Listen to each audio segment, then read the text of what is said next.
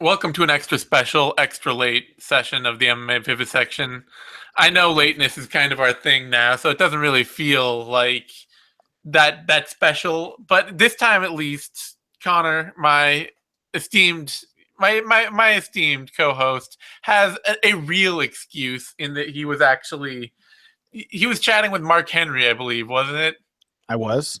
I was chatting with Mark Henry about Eddie Alvarez's loss and Frankie Edgar's win and about Conor McGregor. It was a preordained lateness this time. I got in touch with you. Everything was on the up and up. And yet, Zane, you still buried me on social media. You still buried me. So I don't know. You are breeding a lot of resentment for me as a member of the Vivisection. Somebody suggested I have to shave my beard as punishment. Yeah. Somebody else suggested you stop smoking the hookah too, so you're just getting It is. First of all, I trimmed my beard yesterday, so that's close enough. It's nice and short and sharp now. This is, by the way, a hookah that I smoke sometimes during these. It's not a vape pen, and I will not allow myself to be consigned to that level of social hell. Okay, I'm a hipster. I'm not a super hipster. Okay, so. All right. It's just a hookah. That's all it is. I'm still kind of cool. That's it. I'm just glad that you woke up from the bathroom of that burrito place before your Mark Henry interview. I say I trimmed my beard. I actually woke up and it was about 3 inches shorter. So yeah, who knows? Yeah, maybe it's in the pizza now. I have no idea. There's just some dude out there who's like really into beards, and he just cut it. He saw you asleep, cut it off, stuffed it in his pocket. You're part of somebody's trophy wall now. Most people who are really into beards don't go about them that way, but hey, it's his life. He can live it how he wants. That's right. So we're here to do a doubleheader vivisection, back-to-back UFC cards, Mousasi versus Hall 2, Bader versus Nogueira 2, I guess people did want to see Mousasi Hall 2 a bit, but because otherwise I was going to say it's the battle of rematches nobody asked for, but that one's at least reasonable. I mean, Gegard Mousasi asked for it. That's enough for the UFC. Yeah, he did. He said that he'd be willing to take it, and I'm sure the UFC was like, great, fine. We don't have to think about it then. He was realistic, too. He did an interview recently. He said, this obviously gets me no closer to a title shot than I already am. It will basically just tick the fluke off of the record. Yeah, but he also said that about the Vitor Belfort fight. And frankly, winning does get him closer to a title shot. Like, he's a name with enough interest behind him that a big win streak where he puts on dominant performances really does get him closer, no matter who he's fighting.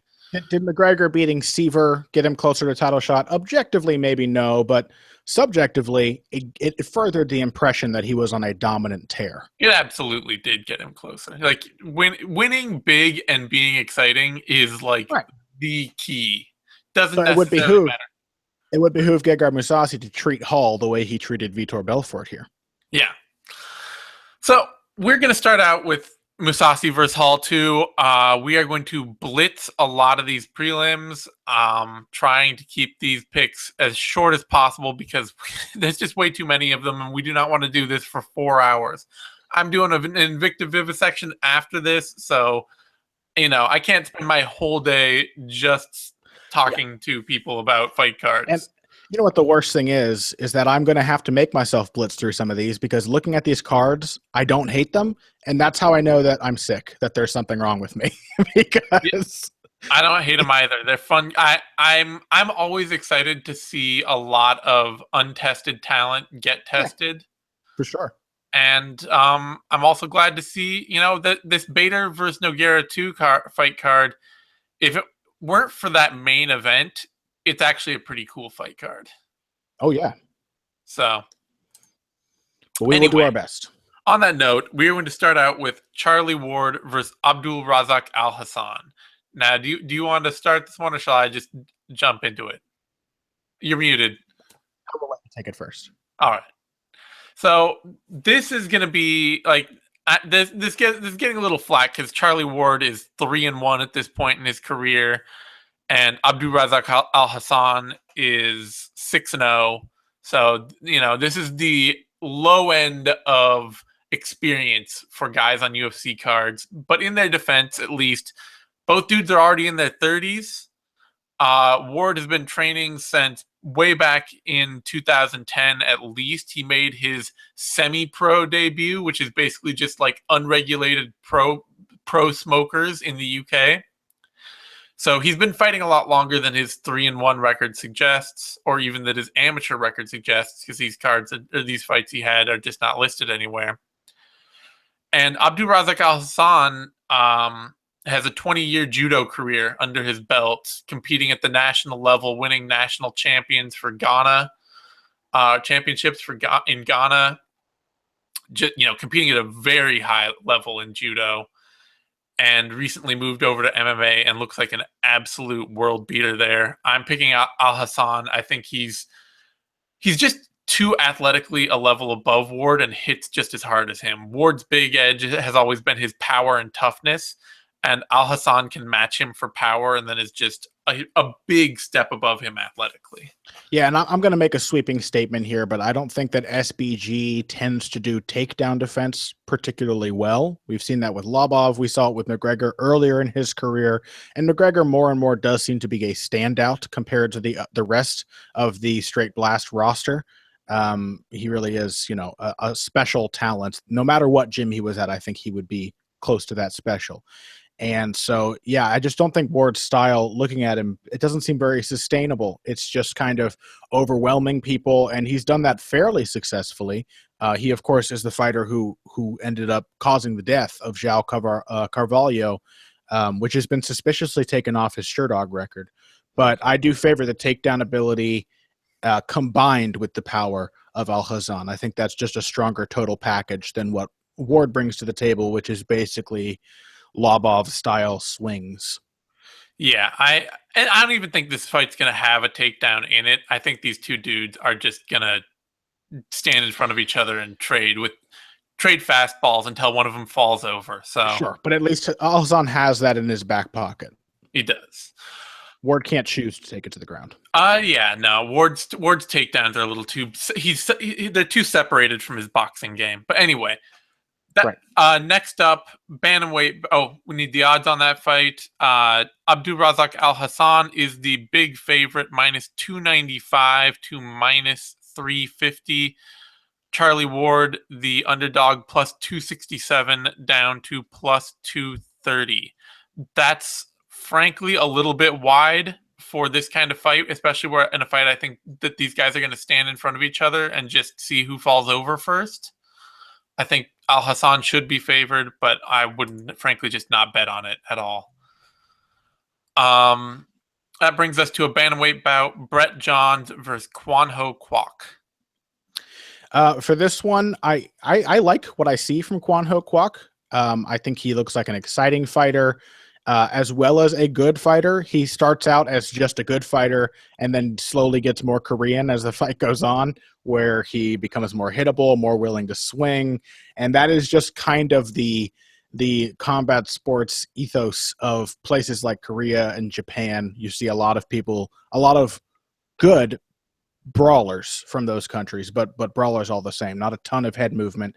And Kwok descends into that. He becomes more of a Korean zombie type when he gets tired. And I do think he will have a striking advantage over Brett Johns in the early going here. But looking at some of Kwok's past fights, you see a lot of kind of porous takedown defense.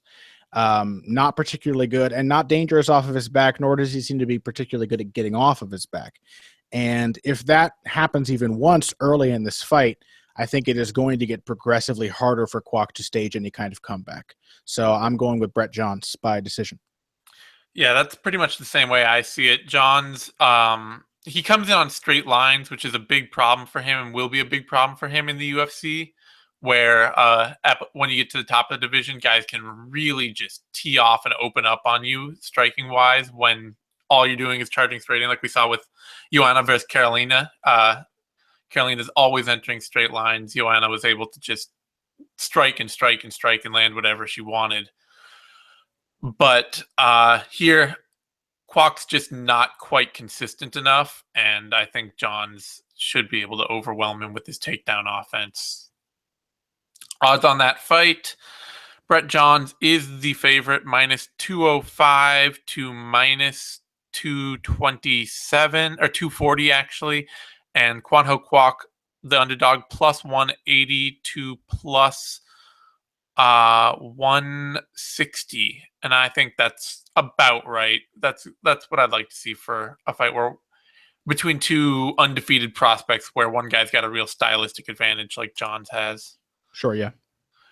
That brings us to a women's bantamweight bout: Marion Reneau versus Milana Dudieva. And watching a little tape on this, this is going to be like, this is such a fight of two incredibly stylistically limited fighters. And I got to think that Marion Reneau takes this one, in part because Milana Dudieva is not only more limited, but more aggressive. And Dudieva's got a great wrestling game. She's actually like a pretty good wrestler, but she's not a great grappler. She's not a great striker. And she's too willing to throw herself into bad positions. And if she puts Marion Reneau on her back, Marion Reneau can absolutely submit her off her back.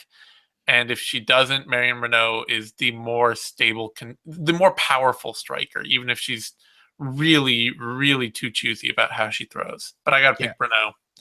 That problem is the one that I most hope to see addressed in this fight. I really want to see Reneau start to throw some volume, let her hands and kicks go. She's not a bad striker. She's got good movement. She has good power. Obviously, both these women are coming into this fight off of a loss, but Reneau really should have won that Ashley Evans-Smith fight.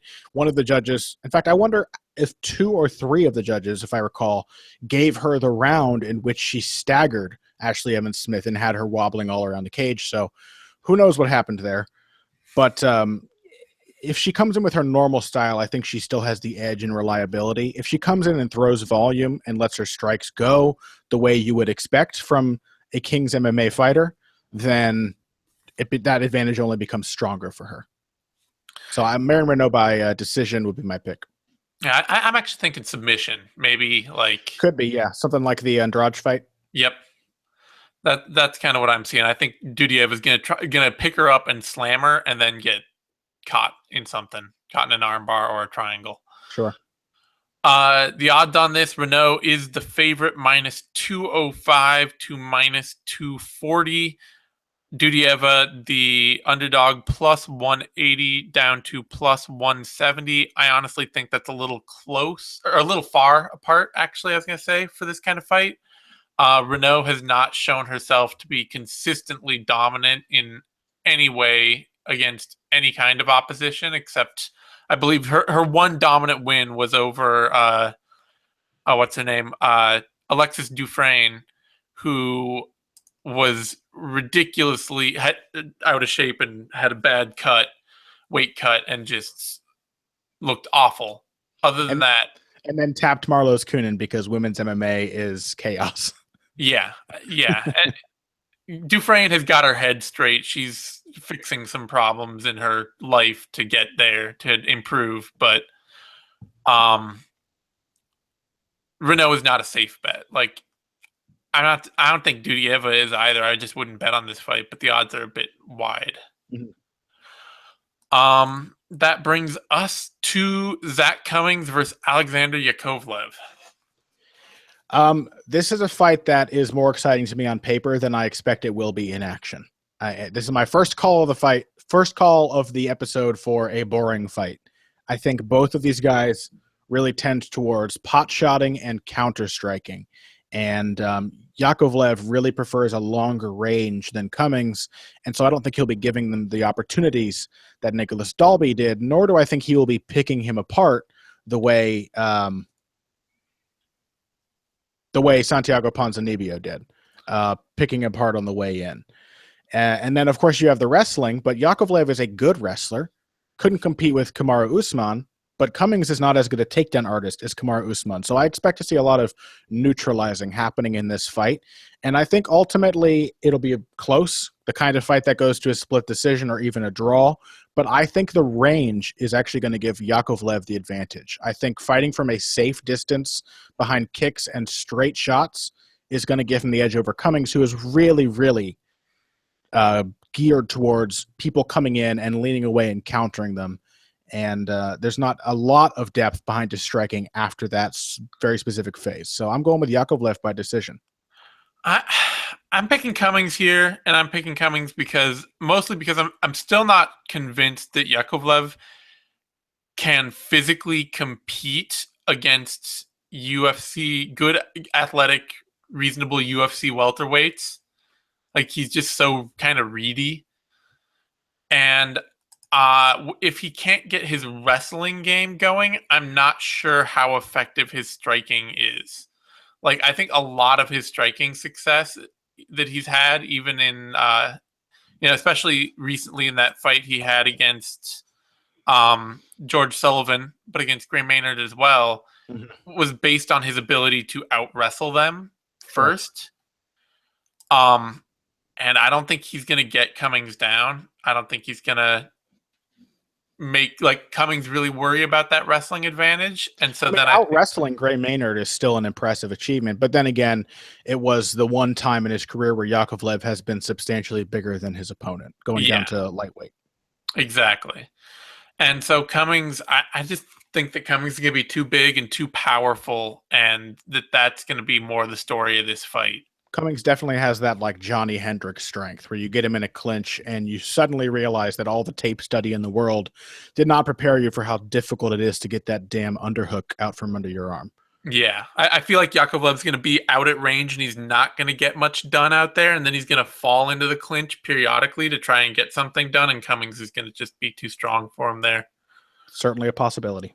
So I'm picking Cummings in that. The odds on that, Cummings is the favorite, minus 167 to minus 190. Alexander Yakovlev is the underdog, plus 153 to plus 135. I don't know. If you think Yakovlev's going to win, then maybe there's something there. But honestly, those odds are pretty tight either way. So, yeah. I think they're too close to bet on, really. Yeah, so do I. And I don't think that either guy is a reliable enough finisher to bet on a finish or to prop bet it either way. Mm-hmm. That brings us to Justin Ledet versus Mark Godbeer. Questions here for Ledet is one of those fighters like Sam Alvey. He's basically just a litmus test for your fight IQ. And I think Godbeer's got enough, especially he's got enough of the advantageous matchup in that he's a much more mobile kickboxer who actually can employ a range kicking game well and land big single shots. But if he just marches in on Ledet and tries to box with him, then Ledet is a better combination puncher and may have a better chin. Well, Ledet proved, if nothing else, in his last fight that he is insanely durable. Yeah. He went to, who was that last fight against? Oh, it was Chase Sherman. He went to war with Chase Sherman. Like, both guys landed a lot. If Chase Sherman hadn't been so tough, Ledet would have won by early knockout because he was hitting him on the button over and over and over again. Yeah, but Chase Sherman also very much failed the fight IQ litmus test. Of course, yeah. Yeah, I am actually going to go with Ledet here, not just because of the volume. I think that the volume and the accuracy, I think of Ledet is solid. But I just think I'm not sure that Godbeer, he's mobile, but I'm not sure that he can actually keep up that well over the course of a fight. I think he fights at a really fast pace, and we have seen that Ledet fights at that pace really consistently, puts out a lot of volume, doesn't mind, pretty strong in the clinch as well. So there's an edge for him there. So I'm going to go with Ledet by decision. All right. But I think this will be a fun fight. I think this one will be exciting. Yeah, it should be. I expect either way somebody's going to get knocked out. Yeah, I did say decision, but maybe like a second round KO for either guy is a better pick. Yeah, because Mark Godbeer, he's been KO'd before. And Ledet he's so stationary that even though Sherman wasn't able to crack him, partially I think Sherman hurt him a couple of times, but Sherman just absolutely exhausted himself and put himself in a position where he couldn't do enough to actually put Ledet away. So, all Right. The odds on that fight. Let's see. Ledet is the favorite, -150 down to -141. Godbeer, the underdog, +133 to +120. Oh no, to +115 rather. It's a heavyweight fight. Don't bet on heavyweight fights. Either guy could get knocked out, and I wouldn't be surprised, even a little. Totals, I think, are a good way though to bet heavyweight fights. That's the cure. Zane, is just bet on how long the fight will last rather than picking a winner. Sure, yeah, you could pick over 1.5 rounds. No, under 1.5 rounds at +120. So that's something. Yeah, I don't think that's bad. Both guys are durable enough, and Ledet, like Godbeer is probably the more potent finisher, but Ledet is hard to finish. Ledet's probably not, if he does finish Godbeer, probably not going to finish him early. So that may be a good bet. Over 1.5 rounds is -135. So under is +120. I'm not sure I'd bet the under on this fight. Then there's no bet. All right. That brings us to a women's strawweight bout. Anna Elmose versus Amanda Cooper. Anna Elmose looks really, really good at strawweight. She said she lost about 15 pounds of fat and then had a fairly easy time cutting off the rest of that water weight in muscle, which she does seem, I don't know if it's just because she's lowered her body fat percentage or not, but seems to have put on some muscle as well. So I have high hopes. She looked okay as a bantamweight. She just ran into a really tough matchup. Like Germaine Durandamy is a big bantamweight. She's very tall and long, and that was just kind of a nightmare. Like the height difference in that fight was shocking. So I'm excited to see her here. And, you know, to her credit, she has someone here who is mostly going to try to strike with her in Amanda Cooper. And it's always chancy to pick someone off of a weight cut, but I think I might favor Elmose because of volume and pressure. I think that may be the key here. Cooper seems to favor more of a longer range, kind of jumping in and out. And Elmose has pretty good pressuring footwork. She got Durandamy against the fence for a good portion of that fight. And she is solid in the clinch when she's not fighting someone who has like a 6-inch leverage advantage over her. So I'm going to take Elmose by decision, and I think a lot of that will be banked on the success of kind of a swarming approach in the first round. Yeah, I think I'm actually going to pick Cooper here just for her athletic guard game. I think. Like, I don't trust Elmose's style right now to keep her safe enough, and I don't trust it off a weight cut.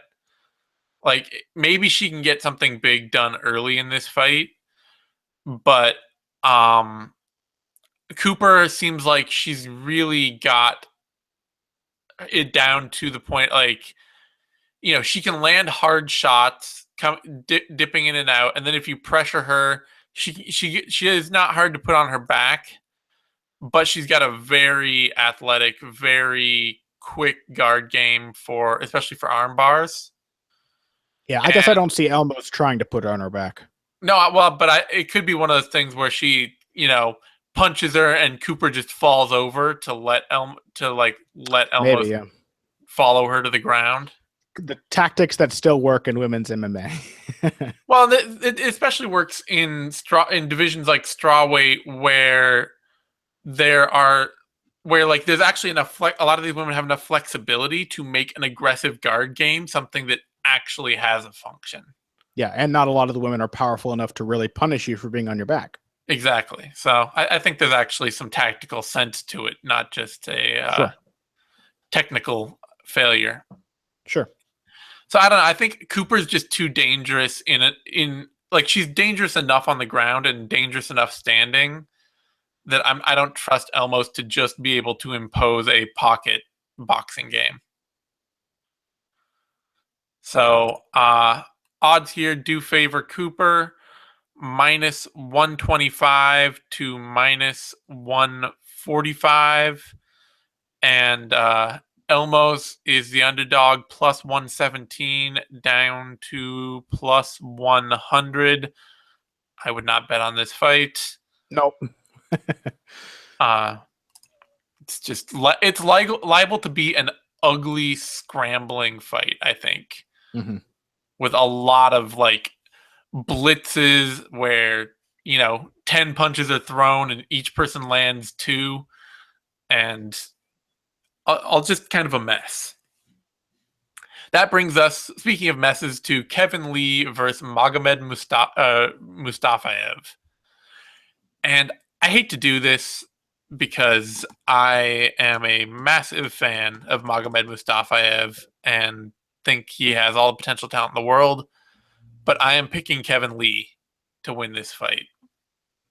And I'm doing it primarily because Mustafaev's takedown defense is too athleticism based, and he makes too many mistakes for somebody like Kevin Lee. If Lee can get his hands on him, like the wrestling and ground and pound game that Lee showed, and grappling game that Lee showed in his win over Jake Matthews, was really damned impressive. And I think if he does the same thing to Mustafaev, he's going to make Mustafaev burn energy, and he's going to make Mustafaev make mistakes and open up potential submission opportunities and lose, maybe even get tapped. I love Mustafaev. I think that he's got a huge ceiling, all the room for improvement out there, but there's just not enough consistency in his game for me to pick him by, like, he's the kind of dude who wins multiple fights by doctor stoppage because he hurts people so much without the consistency enough to actually regularly knock them out necessarily. Sure, yeah. He's a bruiser. Yeah, and you said the athleticism is too big a part of his takedown game. I really think it's a big part of his entire game.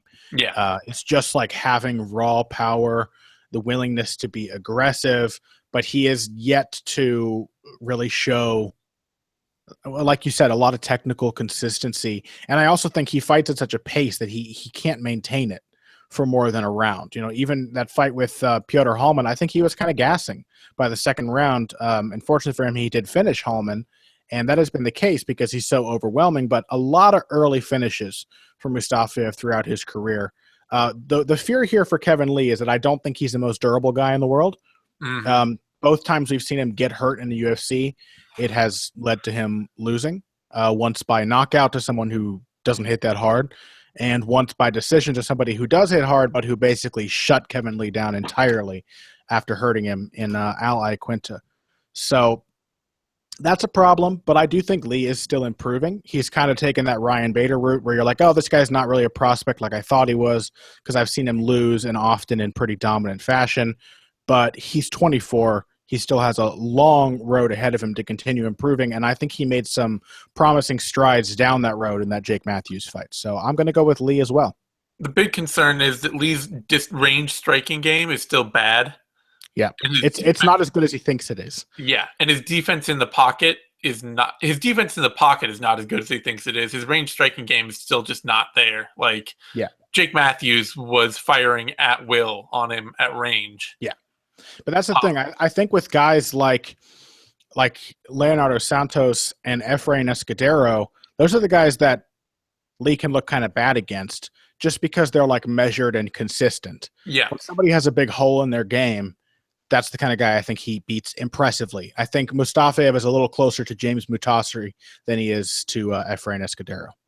Yeah, the concern for Mustafaev is that he is a very, for all of his faults, he's a very comfortable range striker in that sort of Rustam Habilov way, except with more volume, in that he will just, when he's out at range, he'll just throw whatever power shot he wants whenever he wants, and he's got the speed to make that work for him.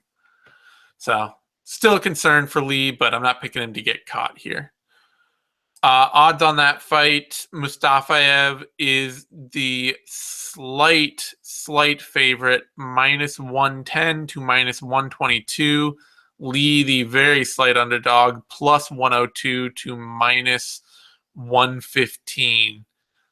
Lee at positive odds in a close pick'em fight might be worth something. Yeah, what are I'm interested to see Lee by decision and Only prop bet is round number. Okay, what's the total? Under 1.5 is plus 185. Over 1.5 is minus 214. Okay, so I would maybe a small bet on Lee, just a straight bet on Lee. Yeah, just at plus odds. Sure. That brings us to Kyoji Horiguchi versus Ali Bagautinov. One of the best fights on the card, without question.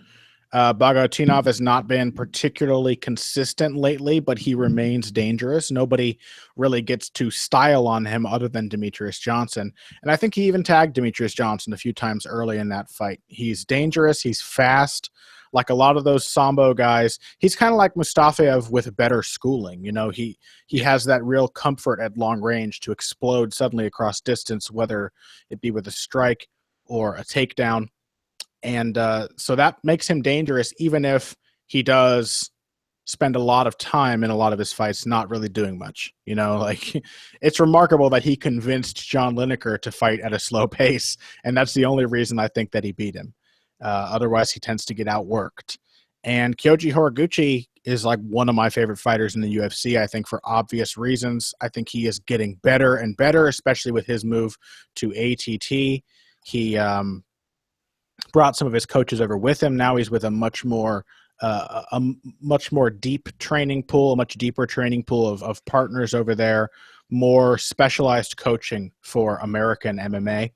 And so I have to pick him. I think Horiguchi is going to be better at long range than Bagautinov.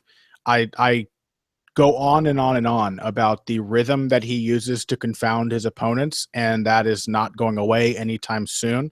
The ability that Horiguchi has to the ability he has to lead with basically anything in his arsenal in such an unpredictable way with his timing that he lands is crazy. He can just lead with round kicks off the rear leg, lead with his right hand or his left hand from southpaw, lead with the takedown from long range, and hit these things consistently.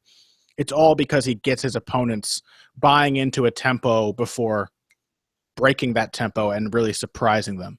And of course, that's backed up by his power. He doesn't have as many knockouts lately, but he still hits damn hard, and that's obvious. He had Neil Seery all over the place, and it was only because Neil Seery is incredibly tough and game that he made that fight feel relatively close down the stretch. But in reality, it was one of those fights where it felt kind of close when you watch it live, but there's no question that Horiguchi won every round. I think we may see a similar contest here, and unfortunately for Bagautinov, the fact that he doesn't throw volume may actually make it more lopsided, even though I think he is maybe objectively a better fighter than Neil Seery. The style matchup against this high-volume, long-range boxer puncher who can compete with him in the wrestling realm, I just think that's a really tough one for him to overcome. So I'm going to go with Horiguchi by decision. Yeah, I actually feel that too. I mean, I think a big part of the reason that Seery had success was Seery's just complete willingness, come hell or high water, to march Horiguchi down and throw strikes at him. Really awkward counters, really like ridiculous, wonky pressure, whatever it took to make Horiguchi uncomfortable. Seery was willing to do that. Well, and it's just not like giving no consideration to Horiguchi's rhythm and what he wanted to set. Like, you don't get thrown off by a really broken rhythm when you're just not paying any attention to what the guy's doing and you're just marching him down. Bagautinov will be paying attention. He likes to time people. Yeah, Bagautinov wants to time. I think he's more likely to get frozen up by something that's really off-putting, and he's more likely to just sit back and try and wait for those perfect spots. He was able to unload a lot on John Herrera, but Herrera was woefully overmatched in that fight, and I think Bagautinov figured that out pretty quickly. So I don't think he's going to have the same chances here against Horiguchi, who, like, Horiguchi's honestly, a lot of his approach is kind of similar to Bagautinov. Is just his footwork is a lot better and he throws a lot more. You know? Yeah. In terms of the kind of combinations he's willing to unleash. Bagautinov, even when he's throwing in a combination, it just feels like he's throwing a bunch of single strikes that aren't actually a combination. It's like right straight, followed by a body kick, followed by a left hook, followed by a front kick. And it's like that's not a combo. Like you didn't actually string those together. You just threw each one and kept moving forward. Yeah. Whereas But, Horiguchi is like a secret combination puncher. Yeah. Like you look at him, you're like, this guy's not a combination puncher. He's a pot shotter. And then suddenly it's like a 4-punch combo ending in a cracking left hook. And you're like, oh, he just knows when to throw in combination. Yeah. All right, the odds on this one, Horiguchi is the favorite, minus 171 to minus 195. Bagautinov plus 169 down to plus 140. It's a little close on Horiguchi, maybe, honestly. This is a dude I think so. I think he's a hair's breadth off the title. And he may very well be champion if Demetrius Johnson wasn't there. Yeah. So I do not think the same of Bagautinov, and Bagautinov's not a stopping fighter. He doesn't. I mean, does he? Yeah, he has one KO in the UFC, and otherwise, even before then. So without him has stopping, power, it's the inconsistency of his approach. He's got the Jeremy Stevens thing going on, where like even when he hurts people, he doesn't often finish them. Yeah. So without him finishing Horiguchi, unless he just has Horiguchi's timing all night and somehow just has his number dialed, I don't see him. I don't see him winning this fight. It's just not a good style matchup for him. That brings us to Magnus Cedenblad versus Jack Marshman. Similarly, quick pick. I don't really see, like, Marshman's been making a lot out of a little for his whole pre-UFC career, basically. Maybe he'll keep doing that. Like, there's something very Chris Lieben about Jack Marshman. Or maybe updated reference Brian Barberena. Or Brian Barberena, but with real actual power. That, like, even, I mean, Barberena isn't, bad for power, but just like a big way Marshman wins is that even when he's throwing awkward arm punches, he hits people hard enough to knock them out. And but unless that translates a lot better than I think it will, I kind of expect Cedenblad to style on him. Cedenblad's range striking has looked a lot better. Marshman is a good dirty boxer, but not a good clinch fighter. Not actually good with knees or pressure in the clinch. When he, if he can't get separation, it really hurts him. He's not a good takedown artist or a good takedown defender, notably. He's willing to grapple off his back, and is not a great submission artist. He's not bad. He can throw up submissions, but he's not amazing at it. And he's got good ground and pound, but I just don't see him competing with Cedenblad on the ground. And then if it's a range striking battle, I think Cedenblad's just got that weird, funky, like that length and accuracy combo that translates to power, even if there's not a lot of power there. So I'm picking Cedenblad here. Dare I compare Jack Marshman to your sworn enemy, Sean O'Connell? You could compare him to Shot. That's not a bad comparison. Yeah. He's not dissimilar. Like, presses the action, throws, hits harder than he looks like he should. Yeah. Tough. The thing is that I think he may have some early success against Cedenblad, because while his range striking has gotten better, it's typically against people who want that range. Whether it's like hurting Scott Askham or knocking out. Oh my! I'm blanking on names all over the place today. Gareth McClellan. Yeah, knocking out Gareth McClellan. He's clearly been working on that, but the thing is that, as you said, Marshman presses the action so much, I think he's going to get wrapped up in the clinch. And Magnus Cedenblad is a beast in the clinch. He has taken down and submitted some very good middleweights from that position, and I think he will do the same to Marshman. So I'm saying Cedenblad by submission, first or second round even. Yeah, I mean, and Marshman, like, Marshman likes to hang out at range too. That's the thing, is that he'll pressure and close down a lot, but he will he's not going to sit in the pocket that well. Like he wants to run you down. He's either outside starting to run you down, or he's run you down and he's right in front of you trying to land whatever he can. Yeah. It's not like, oh, I'm going to sit right in front of you and throw 10 strikes and then dodge something and get back out. He's the kind of guy where if you let him chase you and then stand your ground, you can walk him into a tie-up. Yeah. Or if you can provide enough offense on the outside to frustrate him, you could probably stop him from coming in at all. Yeah. Odds on that fight. Let's see. Oops. Cedenblad is the favorite, minus 217 to minus 240. Marshman, the underdog, plus 197 to plus 175. I don't see anything wrong with that, frankly. I think that's just about where it should be. Do we have a Cedenblad by submission line? Cedenblad by submission? No, we do not. All right. Just an over-under. Well, I wouldn't bet it then. Yeah. Odds feel like they're just right where they should be. And that brings us to Ian McCall versus Neil Seery. Great fight. Neil Seery's last, which is a little sad. You can't blame him. The guy has had a hell of a career, very tough opponents throughout, impressed with his UFC debut in a losing effort to Brad Pickett, won a few fights, put on probably the most impressive performance aside from Demetrius Johnson against Kyoji Horiguchi, even while being dominated for most of the fight. He hurt Horiguchi late in that fight and just kept coming, and that is the book on him. And it does make you question where his head is. If he said before the fight, I'm going to retire. But honestly, I think that's maybe a little better than someone like Miesha Tate, who really can't make up their mind what they want to do. And then the loss is like, all right, I was right in worrying. I'm not fit for this.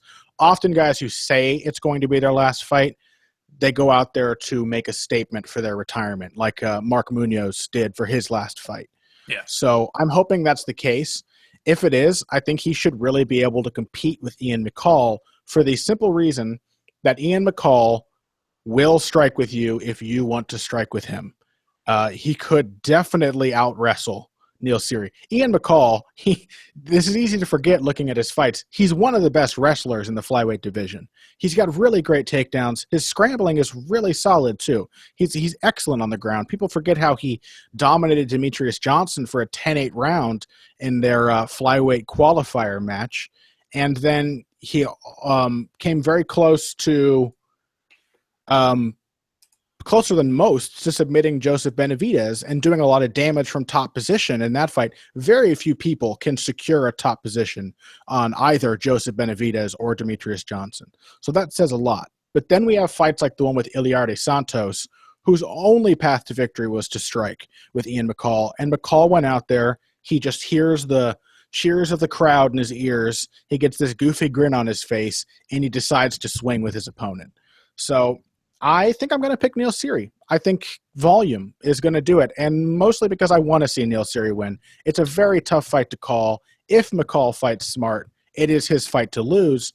Problem is McCall's had a lot of fights that are his to lose that he does lose or comes way too close. So I think Neil Seery, by being a crazy scrambler and a bizarre counterpuncher and this awkward pressure fighter who fights out of both stances, I think he will take some close rounds from Ian McCall. So I'm riding with the two-tap for his final fight. Yeah, I wish I could. I want to. I like Neil Seery a lot more than I like Ian McCall. Picking with my heart all day. But I got to go with McCall here. I think this is kind of like, it may be a slightly worse matchup for Seery than Horiguchi was, weirdly. Like I don't want to say that because Seery obviously lost that fight. But this is a much more nuts and bolts fighter who has the footwork and the more standard striking to deal with somebody who's just going to be pressuring him constantly and doesn't care. I think for Horiguchi that was kind of a shock of Why isn't this guy immediately stalled by my obvious greatness? Why isn't he going away? Why is he Yeah. still throwing? For McCall, I think that it's just going to play into what he already does well, and I don't trust Seery to have the power to scare McCall into fighting stupid. Yeah, I don't really think it takes power. Like, I don't think McCall gets scared. When McCall gets scared, you see a different thing. Like when he almost got guillotined by John Lineker, then he fought scared. He lost his nerve. But when he gets hit on the chin, he gets amped up in the worst way. His corner hates it. You can just tell looking at them in the corner. They're like, Ian, stop striking. Keep your hands up. Quit swinging combinations at this guy. And he just won't. So this is kind of like my pick of Khabib over Johnson. I do think McCall on paper is a tough matchup for Seery, but I don't trust McCall to take advantage of the stylistic edge. So it's definitely not a confident pick for Seery. It's a heart pick more than anything, but I want to see him go out on a win, damn it, and it would be a good, impressive win, one that I don't think is out of the realm of possibility. So I will say this, since I am picking McCall, the odds on this are actually a little bit, well, I don't know. I do think that this just falls right into, I feel like stylistically this actually falls into a good fight for McCall, just because I don't trust Seery to have kind of the same, I don't trust him to even be able to do what necessarily Iliarde Santos was able to do, and which is to just kind of like close space and land these big shots that just kind of made things weird for McCall. I don't know. The odds on this are pretty wide. Maybe they shouldn't be. According to you, they certainly shouldn't be. But I don't know if I find them wrong. McCall is the favorite minus 321 to minus 455. And Seery is the underdog plus 320 down to plus 245. That's probably a little wide. Like Neil Seery at plus 320. McCall's just not trustworthy. But the thing is, too, you look at the fights that McCall has actually lost, actually really lost. Yeah, he did beat Santos. An early one to Charlie Valencia, and then it's Dominic Cruz, Demetrius Johnson, Joseph Benavidez, and John Lineker. And that's it. They're all very good elite fighters. Yeah. And Seery, he's just, if nothing else, he's just not that level of athlete. No. And I think that's really why I think I see this being so much more in favor for McCall, is that Seery is just not fast enough. He's kind of a plotter, even for the flyweight division. Yeah, I will say, for transparency's sake, I just put $1 on Neil Seery. That's as much as I would bet on a fight like this. But at those odds, yeah, I think he's worth it. McCall does fight dumb when he isn't. He has these abilities to, even while winning, to put himself in the worst positions. Yes. So Seery there's definitely some action there on Seery, whether or not you think this is a good fight for McCall or not. Especially if you can get him north of 300. That is pretty crazy. All right, and that brings us to the first fight of the main card on Fight Pass, Artem Lobov versus Teruto Ishihara. This is going to be my heart pick, which is just Teruto Ishihara here. And I know it's maybe not that much of a heart pick, but honestly, these guys are really similar. They're a lot more similar than I'd like to admit, in that they both have a tendency to just chamber things from the hip and kind of put their head down and then throw whatever the fuck it is, despite whatever consequences may occur. Yeah. The big difference is for Ishihara is that he will actually try to wrestle and is a little bit athletic about it. He doesn't set it up well, but he's so fast that he can kind of get things done even if he shouldn't be able to. And I have no faith in Artem Lobov. Lobov is so stiff. But you've basically got two power strikers who are going to put their heads down and just kind of throw at each other. Two southpaw power strikers, no less. So yeah. In boxing, that the wisdom is that leads to an ugly, dull fight. In MMA, it more often than not leads to a fun, action-packed fight. Yeah. Both guys had trouble too with really mediocre strikers who were suddenly way better than them. Like Alex White put a clinic on Artem Lobov. One of my favorite results ever. Alex White just boxing the pants off of Artem Lobov. And Ishihara won that fight, but Horacio Gutierrez was putting it on him. Like, Ishihara was not doing well in that fight at all. When does he have an easy fight? He hasn't had a really easy fight in the UFC yet. His Julian Erosa fight was pretty fucking easy. Even that wasn't super pretty leading up to the... pretty, but Erosa got nothing done. Sure, yeah. Well, I think this is basically a repeat. I believe what we said about Ishihara's last fight against Gutierrez is that he was facing a slightly less dynamic version of himself. And I kind of think that may be even more the case here. Two guys who like to wait on counters, who lunge in with lead left hands. And the real big advantage here is not just that I think Ishihara is faster and more powerful than Lobov and very durable as well. The guy can take a shot. But also the reach. You know, on our MMA, they affectionately call Artem Lobov the torso. He has incredibly short arms for his frame, very stocky, and Ishihara is going to have – I'm going to find the numbers here, actually.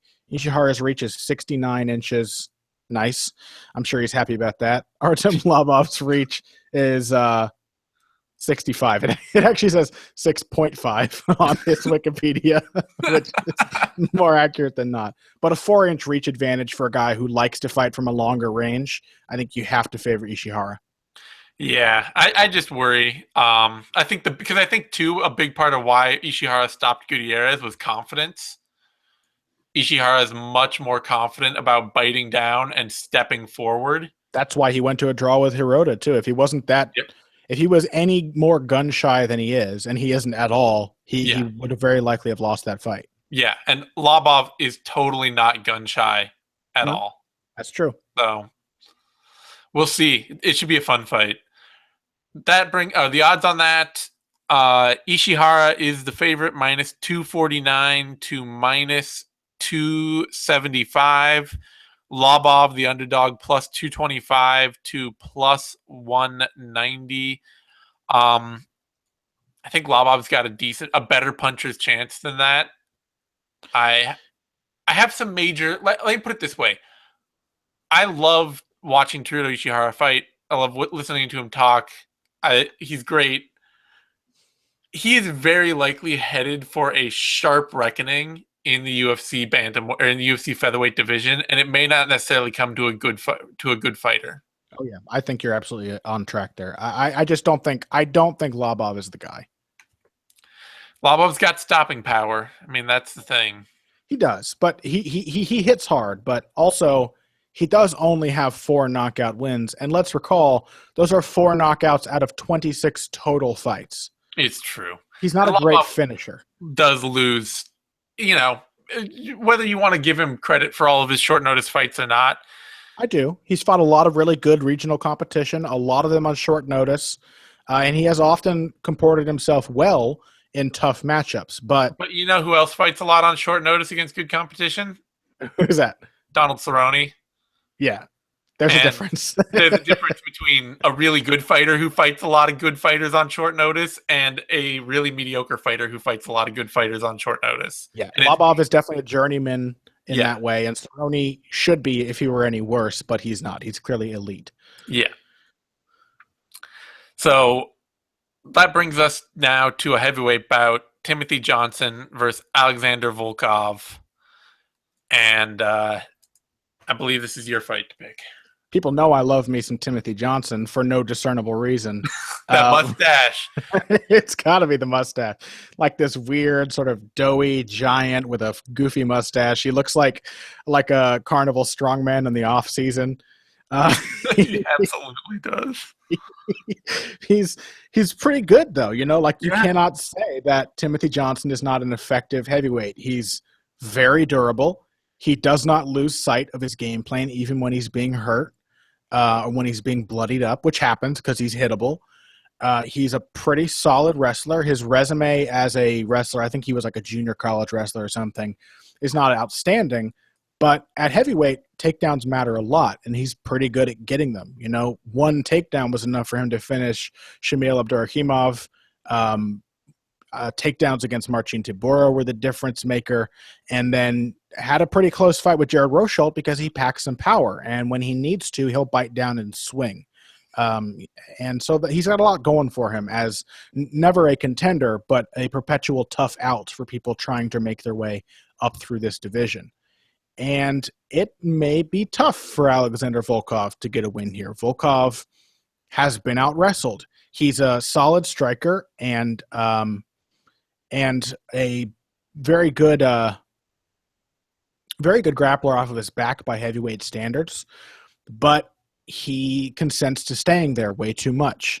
And playing guard against Timothy Johnson's not really a great idea. And if you can be out-wrestled by Czech Congo, you can probably be out-wrestled by Timothy Johnson. Now, in fairness, Czech Congo's got a lot more experience than Johnson. He's always been very physically strong, and he's been a pretty good wrestler for a long time now. And it was a split. But, you know, I'm gonna pick Volkov here because I think he can pick Johnson off at range. I think being more athletic, being faster, being the better kicker. But I can really see Timothy Johnson making this an ugly fight that Volkov ends up losing a decision in. I can definitely see that happening. I'm going to pick Timothy Johnson. Ooh. Not going to wuss out of the pick like you did. All right. Riding with Timothy. I commend you, sir, picking my man. I mean, the thing is he's durable. Volkov is not a knockout machine. He's not bad, but he's not like this amazing power striker. And Volkov is willing to get backed up into the cage. And if you can clinch with Volkov and you're a big heavyweight, you can probably take him down because his takedown defense is just bad. I think what I feel like will happen is a lot of that. And then at some point, Volkov will head kick Timothy Johnson and change the tone of the fight. That could very well happen. I just don't trust that Volkov can get put on his back by the heavyweights the size of the UFC heavyweight division and really survive there like he has against other guys. Sure. And so at that point, I'm picking Johnson. I hate to do it. Well, I don't hate to do it, but I like Volkov. I like Volkov. I'd like to see him do well. I just don't. I don't know. I don't trust his game, honestly. Being a range kicker with bad takedown defense at heavyweight just does not spell success to me. I don't know. Isn't Volkov just the next Krylov? No, he's really not. He's already established. He's not going to make like bizarre stylistic changes like Volkov. He's not going to start submitting all of these objectively better grapplers the way Volkov does. By the way, Krylov. I will consistently pick against Nikita Krylov because goddamn that man for making me look bad so many times. That's a mistake, son. You should dig that hole deeper. Yeah, dude. Krylov. The big difference there is honestly that Krylov is a less of a stilt and a better athlete. And so he's a lot more stable when he's throwing all of his ridiculous kicks. Sure. I mean, that's the big difference, is that he's a lot more set, and it makes him harder to just catch way off guard. Odds here, Timothy Johnson is the favorite, minus 125 to minus 130, or to minus 140. Alexander Volkov, plus 118 to plus 100. Because you all may be tempted, do not bet on heavyweight fights. There are plenty of prop bets, though, so if you are going to prop bet this... What's the total? Over, under time? Over, under time, let's see. We've got over 1.5 is minus 170, and under 1.5 is plus 150. Over 1.5 ain't bad, honestly. Yeah. Minus 170, I think that's very likely. But there's also... Fight goes to decision is plus 115. Ooh, that's a bet. Fight starts round 2 plus 211, or fight won't start round 2 plus 211. Fight does start round 2 minus 271. Fight starts round 3 is minus 124. Fight won't start round 3 minus 106. There's a bunch of That's the only way to bet heavyweight, in my opinion. It's just, will these guys knock each other's heads off or not? Yeah, that may be a fight that's very unlikely to get a finish, especially if Timothy Johnson wins. Of course, yeah. It'll probably just be smother. Yeah. I'll be finished Shamil Abdul-Rahimov, so who knows?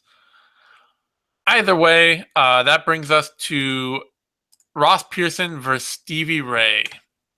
And this is me. I love Stevie Ray. I'd like to see him do better. I am thoroughly disheartened, though, by his last performance, which looked like he had no clue whatsoever how to deal with Alan Patrick. And you can't really, I don't know if you can really have that kind of performance in the UFC, frankly, and hope for long-term success. Like that worries me. My big concerns with Ray are, frankly, lack of volume. He's a great power puncher, and he is he's shown in the past some decent wrestling ability and scrambling ability, but it seems to be a inconsistency with him, and that Patrick fight just really opened it up. The big problem for me against Pearson is that I don't trust Ray to put forward enough volume to force Pearson into the kind of mistakes that Pearson gets forced into. Like, I feel like you can force Pearson into mistakes if you can give him enough to think about that. If you can force him to lead and then counter him, that, Pearson's not great at leading. And Ray will sit back and wait to counter, but I don't trust him to do it well enough and often enough. I just don't think the volume is there. And I don't think there's enough of an extra game there to trouble Pearson. So I think this is one of the rare fights where it makes Pearson's style harder to pin down, because you'll see him lead in this fight and win. And you'll be like, no, see, he can lead. And it's just going to be that Ray's counter game is not present enough. Ray's not a bad counterpuncher. No, he's not a bad one. He just doesn't do it often enough. Yeah, the volume is a problem. This is a really tough fight to call, because I think I've nailed down the key weaknesses of Ross Pearson, which are, of course, good wrestlers and people who make him come forward, like you just said. That's been a problem for him a lot. And worst of all, I don't think he or his corner recognizes it as a problem. They don't see that, like, him beating Paul Felder was because he was fighting off the back foot and making Felder run into his jab. And I don't think they see that him losing to Francisco Trinaldo was because he was coming forward and walking into shots and takedowns. And so if Pearson is coming forward a lot, and he probably will, because Ray likes to fight from that long range and throw pot shots and counters with his left hand, then, it could be bad for him. But he also doesn't have the wrestling ability to back that up like Trinaldo did, nor does he have the volume. So I don't know, man. Ross Pearson's. I think it's important here to remember the Chad Laprise fight. Yeah. And the fact that you really do actually have to be a certain specific caliber of fighter to beat Ross Pearson. Yeah. Making him, even if you make him come forward. Yeah, Ross Pearson's record, if you look at the numbers, has become decidedly unglamorous. But if you look at the names of the people he's lost to, Masvidal, Will Brooks, Francisco Trinaldo, Evan Dunham, Al Iaquinta, the Diego Sanchez one, which was not deserved at all, Cub Swanson, Edson Barboza, which some think he won that fight. It's not bad. He loses to really good fighters. And yeah, I'm not sure that Stevie Ray's on that level. It's one of those cases where Ross Pearson has kind of been figured out, but to lose to Stevie Ray would probably be the worst loss of his career.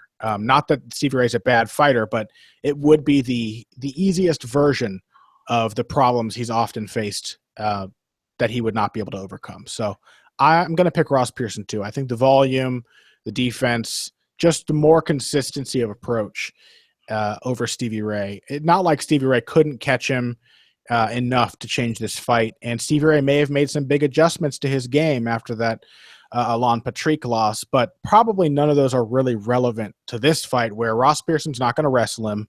He's going to come after him and try to box him up, slip shots, and counter him with the left hook. And I think he can do that often enough to squeak out the rounds. So I think Ross Pearson by decision. Yeah, I just like Ray getting pantsed that badly by Alain Patrick. It was just sort of, it's like, man, that really should not happen. Like, it just that was my fear, man. I made that pick it was a fear pick. I was like, I haven't actually. It was like the same reason I picked Ronaldo against Pearson. I looked at it and I was like, wait a minute, he hasn't fought any wrestlers. What's going to happen? We don't know. I'm going to assume it's going to be a shock to him, and it was definitely the case for Ray. Like the level of unpreparedness he seemed to have for that kind of game plan was pretty shocking. Yeah, but Patrick is the kind of fighter that just constantly puts himself in bad positions, and Ray could even force that out of him. Right, yeah. All right, that brings us to, let's see, the odds on that fight. Ross Pearson, there's a one skewed odd. If you can jump on those, if those are actual real odds, actually that doesn't make any sense. Never mind. There's one side has odds at minus 10,000 for each fighter. For a moment, I was thinking like plus 10,000. I was like, wow, if you can jump on that. Also, I did learn if you have a nice book like I do, and you jump on odds that are clearly wrong. I went and like emptied my balance on Claudia Gadelha over Courtney Casey because they had her listed at plus 385. They had the odds reversed, and learned very quickly from everyone on Twitter that if you do jump on those odds, nice books will refund your bet and cancel it because it's an obvious human error. Books that aren't nice will keep the bet but change the odds. So don't do that. Don't be too eager when you see those kinds of errors. Don't jump on wrong odds. You will only screw yourself. Yeah, ones that are obviously incorrect, they do not take kindly to that. Yeah. Remember, you're never going to outsmart the bookies. That's their job. Anyway, Ross Pearson is a slight favorite, minus 114 to minus 125. Stevie Ray, the underdog, plus 103 to minus 106. So just about dead even. I honestly think that Ross Pearson's probably worth a bet at those odds. I mean, I realize he is not a safe fighter to bet on. He tends to lose a lot. Mm-hmm. But I don't know that Stevie Ray is the fighter to bring out the loss in him. Yeah, I mean, I don't know about betting on Pearson. He could very well be 0-4 in his last 4 if that split with Laprise had gone the other way, which it really could have. It's true. It's fair. He even when Ross Pearson wins these days, if he's not getting a knockout, it's a close win. Laprise, Felder, yeah. His wins are rarely pretty, so maybe we're skipping altogether. And that brings us to our main event: Gegard Mousasi versus Uriah Hall. I believe this is you. I will take it. You got to pick Gegard Mousasi, just as you had to pick Gegard Mousasi last time. The difference here is I think Mousasi is going to come out with a little bit of a different approach. I think we're going to see him probably still using some of his wrestling if he gets the chance, but I think we will see him pressuring Uriah Hall against the fence and striking him the way he did to Vitor Belfort. Mousasi seems to have finally learned the lesson that a lot of fighters of his type don't learn, the Jorge Masvidals of the world, who just kind of are comfortable to coast through fights. He has finally realized that it can not only be safer for his win-loss record and his chin to go out there and destroy somebody, but it gets him to a title shot. And if this new Gegard Mousasi, who's going out there and just blitzing people in intelligent fashion, is here to stay, then I think Gegard Mousasi has a real shot at fighting for the title this next year. He has looked in absolutely spectacular form in all 3 of his recent fights. Completely nullifying Talaslitis, destroying Thiago Santos, and then obliterating Vitor Belfort. I think we'll see a similar thing happen with Hall. Hall is tough, but not that tough. He's been knocked out. Mousasi seems to investing more time in his power and in his aggression. So I think Mousasi by second round TKO is my pick. All right, yeah, I got to pick Mousasi too. I mean, just the technical gaps were so large the last time they fought that I can't really pick against Mousasi here. He got caught. Hall can catch people, but I remember the first thing I said after Hall beat Gegard Mousasi was, "Great, there's a new high watermark to peg Uriah Hall's career for the next 5 years." Where everybody's like, "Oh, but remember how he beat," before it was, "Oh my God, but remember how he, crushed what's his name on Tough." And that was always the reminder that Uriah Hall, even when he loses these terrible listless decisions, is still this amazing killer that we all have to respect. And now it's going to be, "Oh, remember but he crushed Gegard Mousasi, and so you can't bet against him." And I gotta bet against him. I just don't. Hall is a much better fighter than he was. He is a top 10 fighter at this point in his career, but he is still plagued by the same problems. And, not just Gegard Mousasi, but Robert Whittaker and Derek Brunson have not had much problem cutting through those problems. So I don't think they're problems that are changing anytime soon. Uriah Hall is on the Tyron Woodley track of improving in such small ways and at such a slow rate that it effectively doesn't make a difference from one fight to the next. And if it does, it's against pretty outmatched competition. And also, I think, like Woodley, I don't think that Hall necessarily sees a lot of those tendencies as problems. I think he has a lot of faith in his ability to change the fight in an instant, and maybe even feels comfortable letting guys walk into shots. And if they're a Chris Lieben, that's great.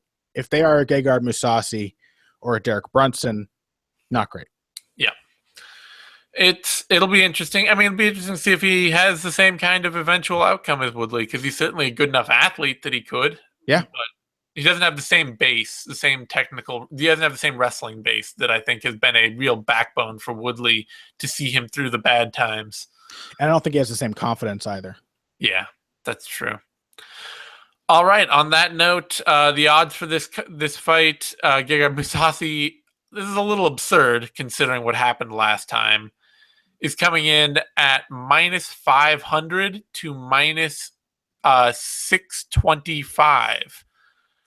Uriah Hall, the underdog, +445 down to +350. I mean, Uriah Hall did win that first fight. Yeah, and it wasn't like he was blown out either. He was actually pretty competitive on the ground. I'm guessing what happened here is that a bunch of bettors jumped on the lines when they first opened. I'm guessing they were closer, and they were like, "Oh shit, people are going to pick Hall just because he won, but he won't win again." And then the odds makers very quickly adjusted the lines to reflect. Honestly, did they open it at that too? They opened at -500. Wow. They've fluctuated a little since then, but not a lot. So then what that tells you is that no one has confidence in Uriah Hall because nobody's been buying this underdog bet. Yeah, Gegard Mousasi has, well, part of it, Gegard Mousasi has looked great since that loss, and Uriah Hall has looked bad since that loss. Or, he's lost his fights since winning that, or he's lost since winning that first fight. But I don't think that, Uriah Hall is in the prime of his career. These losses, it's not like he's magically getting worse or something. He's just, fighters are going to expose the same problems he's always had.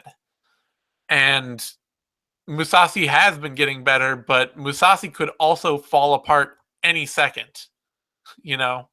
Mousasi's at the kind of point in his career where fighting 13 years and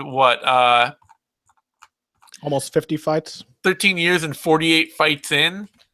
He's only 31, but that doesn't mean that shit just couldn't start breaking every time he fights. I'm hoping he's our next journeyman champion. I hope he goes the route of Eddie Alvarez and Robbie Lawler and Misha Tate and just becomes that unlikely road warrior who gets there. I do think, though, it would take a pretty miraculous turn of events for Uriah Hall to repeat the finishing sequence of their first fight. Not only was he fairly lucky to get Mousasi's chin in the line of that kick at the exact right time, not that there was no skill in setting it up, but also Mousasi never was knocked out after one of the most frightening I mean, he took basically the two hardest shots to the chin you can possibly take. A back kick directly to the jaw, and then a flying knee that he ducked into. And it was still okay. He is incredibly durable. It may be, though, there's always that off chance that a fighter just has another fighter's number at random somehow. Like when Emmanuel Newton spinning back fist KO'd King Mo, and then they had all this build up for the second fight, and it was like, it was some fluke bullshit that you'll never do again. And then Emmanuel Newton just went out and beat him for an easy decision. Yeah. You're like, what? Yeah. I think, like, I get why the lines are wide. Mousasi has looked great, but I can't help that. We saw this fight, and Mousasi lost. Like, it is a little odd that they're so wide. It is. Yeah, like there's a very real chance that he could lose again. If it were like 200 to 300, I would be like, I'd be fine. But up at this range, it's like, really? You're not giving him any chance? The only thing is I think these lines are basically the same as they were the first time, and basically the logic going into the fight has not changed. It's like true. 9 times out of 10, Gegard Mousasi probably wins that kind of matchup, like he was on the route to doing in the first fight. I'm personally not going to let that spinning kick really change my impression of the fight too much. If it happens again, I will eat my boot. But I mean, I'm picking Mousasi. There's no question. I'm not saying don't pick Mousasi. I'm just saying if you're looking at the betting odds purely, then it's always worth remembering that Uriah Hall did actually win that fight. Yes. All right, let's move over to the second card now because we've already gone way too long. Frantimir Barbosa versus Darren Stewart. I think this is a really tough entry fight for Darren Stewart. Barbosa is slow for sure, but very durable, very strong, really good jiu-jitsu game, has some power in his hands and seems to be slowly improving. Stewart is hittable, pushes a really fast pace, but I don't think it's one that he can necessarily keep up unless his opponent tires out faster than he does. And he really likes to clinch up and stall people against the fence. I don't think that's going to be very easy to do. So I think Barbosa is going to take a decision. Yeah, Barbosa is not a good first fight in the UFC when you are an undersized light heavyweight who loves to have clinch or top control, and that's really the only places that you thrive. Because Barbosa is a massive light heavyweight and is going to be really hard for Stewart to control in the clinch or take down. Yeah. So I don't see Stewart winning this one. And in fact, I see Stewart dropping down to middleweight within short order after losing it. He does have potential. I think he could be the big version of like a Dominique Steele, where he's just game and tough and pushes a pace, but tough entry. He's definitely got potential, but he's 5'10", and he's never weighed in more than 203 pounds. So. And Barbosa cuts weight to make 205. Oh, yeah. Let's see, that brings the odds on that fight are, I gotta pull it up now. Darren Stewart is the underdog plus 133 down to plus 115. Frantimir Barbosa minus 145 to minus 155. I am not saying bet on Frantimir Barbosa, but he probably deserves to be a bigger favorite than that. Yeah, I think I'll bet on him. Yeah. I think he's worth a bet. Honestly, like, Stewart would have to put on a pretty shocking performance here to win this, in my mind. That brings us to Pedro Munhoz versus Justin Scoggins. And this is a hell of a tough fight to pick for me. Mostly because we've got Justin Scoggins on a great roll here off wins over Josh Sampo and Ray Borg. And Munhoz has never his UFC success has never been what it should be, basically. Like, he came out as one of the top prospects. He did very well in a first fight loss to Rafael Asunciao. Then had a win over Matt Hobar that was fine, whatever. And then obviously, another win over Jared Sanders was supposed to give him momentum, but he failed at a drug test. And then he had a competitive loss to Jimmy Rivera, and then he was losing to Russell Doane before jumping on a submission. And yet, I'm picking Pedro Munhoz here. Mm. And the reason is that Justin Scoggins has always ended up being a bit misbilled to me as a fighter.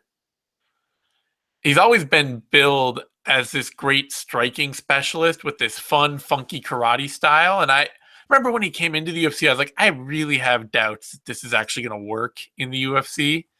And then he got like a big KO in his first fight. And I was like, shit, maybe I'm just wrong. Since then, though, he's basically become a really good scrambling wrestler whose striking is there, but it's rarely the functional part of his fight game. Like, it's good at keeping people off balance and making them think and keeping them from overwhelming him. But I can't remember the last time I saw Justin Scoggins hurt someone standing. And I think that Munhoz his boxing is too consistent and pressuring. He's big enough that Scoggins isn't going to have the size advantage that he enjoyed at flyweight. That was one of the major things that kind of also made him tough to deal with there. And then if Scoggins tries to out wrestle Munhoz and out grapple him, I just don't trust that from him. I don't trust that. I mean, his wrestling is technical and his scrambling is technical, but I don't know that I trust that to translate well to bantamweight, where we've even seen good flyweight scrambling wrestlers and grapplers get held down and get punished and get put on their backs. So I think that I'm picking Munhoz in this one. I don't think that's a bad pick. Munhoz has not looked amazing, and certainly not as amazing as it seemed like he could look after his debut. He was really competitive with Rafael Assunção. Then we had like a steroid test went positive, and then a close loss to Jimmy Rivera, but one in which he did not look good. He looked tough. And then the fight with Russell Doane, again, looked tough, but not necessarily good. His transition to the guillotine is one of my favorite that I've seen. Like, it was, I think, a very similar transition to the one that Pat Curran hit on Shabulat Shamhalayev in their Bellator title fight. Taking that guillotine from like a back control position is awesome. It's great. That's the danger here, obviously, for Dustin Scoggins, who was guillotined by John Moraga not that long ago. He will still have a reach advantage here. I do think he probably is the better striker from range, and he's definitely got the longer style of striking with the side kicks, the long jabs. I'm going to go with Scoggins because I think he's on a good path of improvement. I think Munhoz is basically stagnated, where he's this guy who is hittable, and to change that, he has to charge forward and like try to clip you with elbow counters and drag you into a scramble. And if he can't, then he ends up looking decidedly unimpressive at range. Whereas for Scoggins, he looked not only better in the scrambles against Ray Borg, like completely dominant in the scrambles against a grappler whose expertise is scrambling, but also really solid at range. Granted, Borg is maybe not as good a striker offensively as Munhoz, but he's not actually that much worse defensively. He's about as hittable as Munhoz is.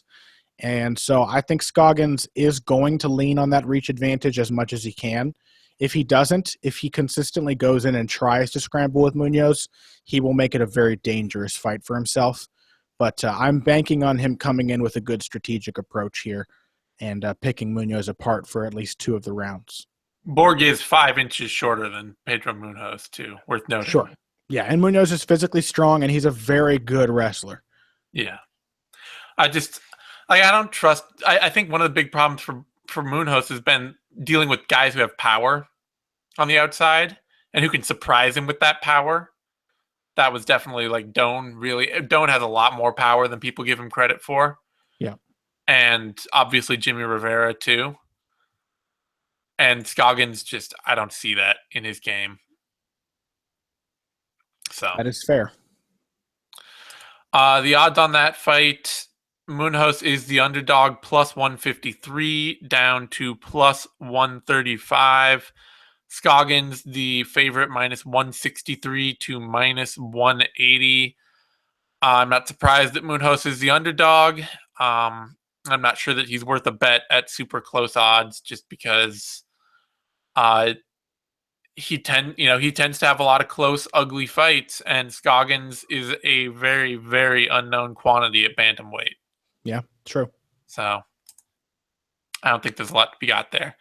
That brings us to Luis Henrique versus Christian Colombo. I don't know why, but I like Luis Enrique. He Right. is this awkward fighter for sure, very stiff, but in part I think it's because he's very young, and he has been tested against a pretty good roster of regional talent in Brazil. And I picked him in his last fight just because I knew he was hittable, but against anyone but Francis Ngannou, he's very durable. He's not easy to put away. He's very strong. He's a pretty massive heavyweight and very muscular. He's not a big chubby guy. He definitely is built very square and solid. And he seemed to be making smart decisions in his last fight. He what was the name of that guy that he fought, the Eastern Dmitry European? Smolyakov. Yeah, Smolyakov. He went in and pressured him with combinations and wrestling. He ground on him and wore him out. He spent a good deal of time just smashing the sides of his head from a sort of an unhooked back control, waiting very patiently to sink in the rear naked choke. And when the opportunity arose, he got it. Simple submission. And, of course, Smolyakov was done at that time. Stamina-wise, was completely exhausted, which is the other reason that I picked Enrique, because I hadn't seen Smolyakov outside the first round. Colombo, I know, has pretty good stamina for a heavyweight, mostly because he doesn't tend to fight at much of a pace. He throws a decent amount of volume, but doesn't he doesn't exert himself very much. It's just a very kind of gets into about second gear and trundles along at like 25 miles an hour down the highway. He had a very close fight with Jargis Donho, which is certainly better for him than it is for Donho, who looked awful. And a lot of people thought Colombo should have won. I believe I thought he should have won as well. Yeah. But Enrique is not Donho. He showed in his first UFC fight a very worrying tendency that his head just isn't in the game, or his heart isn't in the game, that he doesn't have that sort of tenacity. And Enrique definitely does. He does. He will push Colombo up against the fence, and Colombo's takedown defense is not that great. Really, his answer to takedowns is knees. So, yeah, going on a little long, I think Enrique will take Colombo down and submit him late in the fight because Colombo's BJJ isn't that good. Yeah, I mean, I think you comparing Henrique to Donho, it's the difference between having a wrestling and combat sports background and having a bodybuilding background. Sure. And yeah, I got to go with Henrique here. He's impressed me a bit more than I thought he would. I still don't know. I mean, honestly, you don't have to have that good a wrestling game to be a good heavyweight wrestler. Frankly, you just don't. He's big, and Colombo struggles against wrestlers. The upside for Colombo is that I know he will. I know he's going to fight as hard as he can and not go away, because his whole philosophy is the moment my UFC run is over, my career is over. So I need to just be as exciting as possible while I'm here, and they'll keep me around. Mm-hmm. But he's just not a great natural athlete. And Enrique is at least a reasonable athlete with a reasonable combat sports background and big enough to control and smother and get takedowns and things like that. And super young. Like Ngannou was a terrible test for him coming into the UFC, but he's so young. I think he's 23, so he has a lot of time, especially at heavyweight where everyone is 35. It is weird to think, though, that he got knocked out by a current middleweight. Yeah.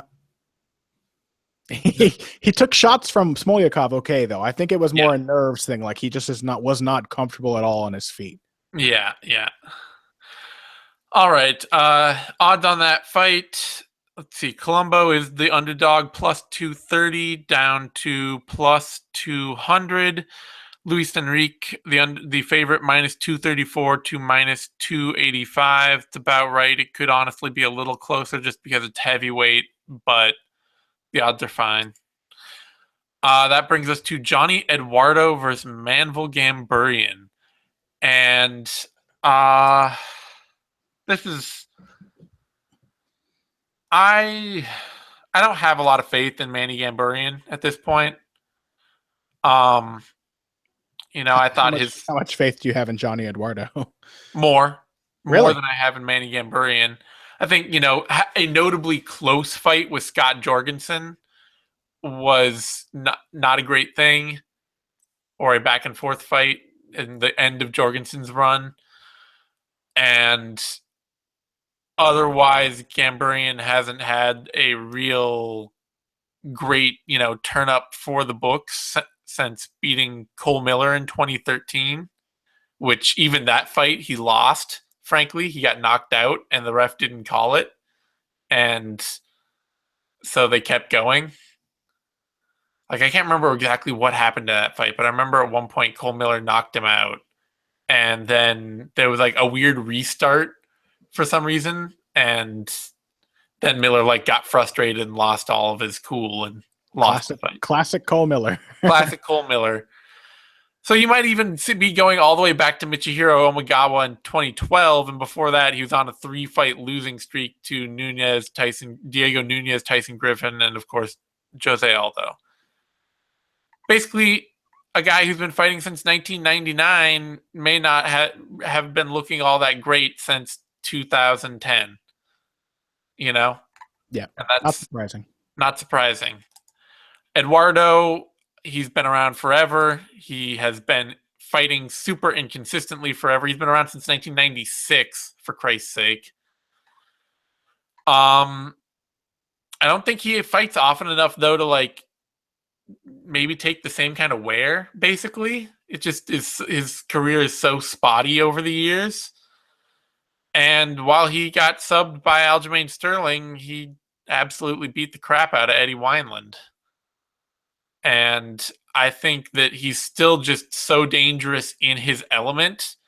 And I don't trust Manny Gamburian to take him out of his element well enough or dominantly enough to absolutely beat Eduardo and never have to face him standing. So I got to go with Eduardo here. I have a slightly different feeling on the Scott Jorgensen fight for Manny Gamburian. I think anyone who has ever consented to scramble with Scott Jorgensen without badly hurting him first is always in for a pretty tough fight. Scrambled really well with Zach Makovsky. He had Uriah Faber in trouble not that long ago before being submitted in the 4th round. He's always been really tough in that kind of fight. So I still think beating him largely on the ground and out wrestling him is pretty good. And then the problem for me in that Aljamain Sterling fight, Gamburian can't keep the distance that Aljamain Sterling did. And he can't force Eduardo to rush in to these takedowns the way he had to from that long range. But the problem is that Johnny Eduardo always starts slow. And I think he becomes only more timid against someone who is constantly threatening takedowns. And I just don't he's going to have to knock Gamburian out, I think, or really hurt him badly to steal around or win the fight. Otherwise, I think he is going to be constantly contending with someone who just relentlessly pursues takedowns. Gamburian goes for about 10 takedowns for every 15 minutes he spends in the cage. His top control is solid. He's got some good ground and pound. So, yeah, Eduardo could definitely knock Gamburian out. He's not very good at range. He's also not that durable. But I don't know. I don't really trust Eduardo against a committed wrestler. He may be a Novo União fighter, but he's their striking coach for a reason. He's not their wrestling coach. His wrestling does not look on par with the rest of that team. He's definitely no Jose Aldo or Renan Barão. So I'm going to go with Gamburian by decision. I think that's risky. You're playing the risky game, Connor. Why not? All right. Honestly, anything in Eduardo Gamburian is a risk. Eduardo is the favorite, minus 157 to minus 205. Gamburian, the underdog, plus 167 to plus 125. Do not bet on either of these men. They could lose. They are as likely to have an arm drop off in the middle of the cage as they are to pick up a big win. Yeah, it would be like picking Little Nog over Patrick Cummings. Like, yeah, there's a reason to do it, but why would you? You know, like if I'm wrong, I'm wrong, but I can't ever say that it was likely for me to be wrong. It would be like if they booked, I don't know, like Little Nog versus what's his name? Goran Relic. Like that's how that's this fight. Yeah. We're just like, shit, I don't know. They're old. Hopefully nobody dies. Hopefully everybody's still in one piece. Yeah. All right. On that point, let's bring it to a light heavyweight fight. Marcos Rogerio de Lima versus Gadzhimarad Antigulov. The fight should be crazy. Yeah. Both guys love early finishes. Antigulov is more the ground specialist, like sprint grappling, rear naked chokes, things like that. Marcos Rogerio de Lima, obviously the Muay Thai specialist, crazy power bombs from both hands, strong kicks, really effective in the clinch. Neither guy very tested outside the first round, but I have seen Antigulov lose some really bad fights after that first round. And I don't know. I think Rogerio de Lima definitely carries his power. He's not bad on the ground. He's not completely outmatched. He fights out of a pretty solid camp. So I'm going to say Rogerio de Lima. Marcos Rogerio de Lima by early knockout is my pick. Yeah, I'm going with Antigulov. I think getting tapped by Nikita Krylov. Everyone gets tapped by Nikita Krylov these days. I know, but it's a little too much like how I can see this fight going. Sure. There who's going to bully him and push him and make him make mistakes. I think that's the big thing for me with Rogerio de Lima is that while he's incredibly powerful and he's not awful anywhere, he's really not comfortable if you don't give him a ton of respect. Like, if you just go after him and push him, then he just starts to make all sorts of mistakes. Yeah. It's kind of the Anthony Johnson thing where it's like the moment you're not like the moment you're not afraid of him, the confidence is just gone. Sure, yeah. And I don't think that Antigulov is going to be afraid of him. I think he's just going to go out there and bum rush him, basically. The thing is, both guys are like that. Antigulov, seeing him fight after he gets tired is seeing a changed man. Like, he's already not a very good striker, but he suddenly turns into this person who just shells up and takes shots. So you can't trust either of these guys, really. I guess I'm just trusting that he'll be able to make the wrestling count before Rogerio de Lima can make the striking count. Yeah, maybe. So, but yeah, it should be a fun. If it goes to round 2, it should be insanely fun. Yeah. But round 1 will be a ton of fun itself. Odds here, Rogerio de Lima is the favorite, minus 147 to minus 165. Antigulov, the underdog, plus 137 to plus 120. Honestly, this should be a pick'em fight. I don't know. What's the total on that one? Over 1.5 rounds is plus 115. Under 1.5 rounds is minus 134. Honestly, at minus 134. Under 1.5 might be. I think so. Yeah. 2 very specialized first round finishers. Yep. That brings us to Cesar Ferreira versus Jack Hermanson. And let's see. I'll take it if you don't want to go first. I forgot. Did I go first on the last one? I can't recall. You go first. Go for it.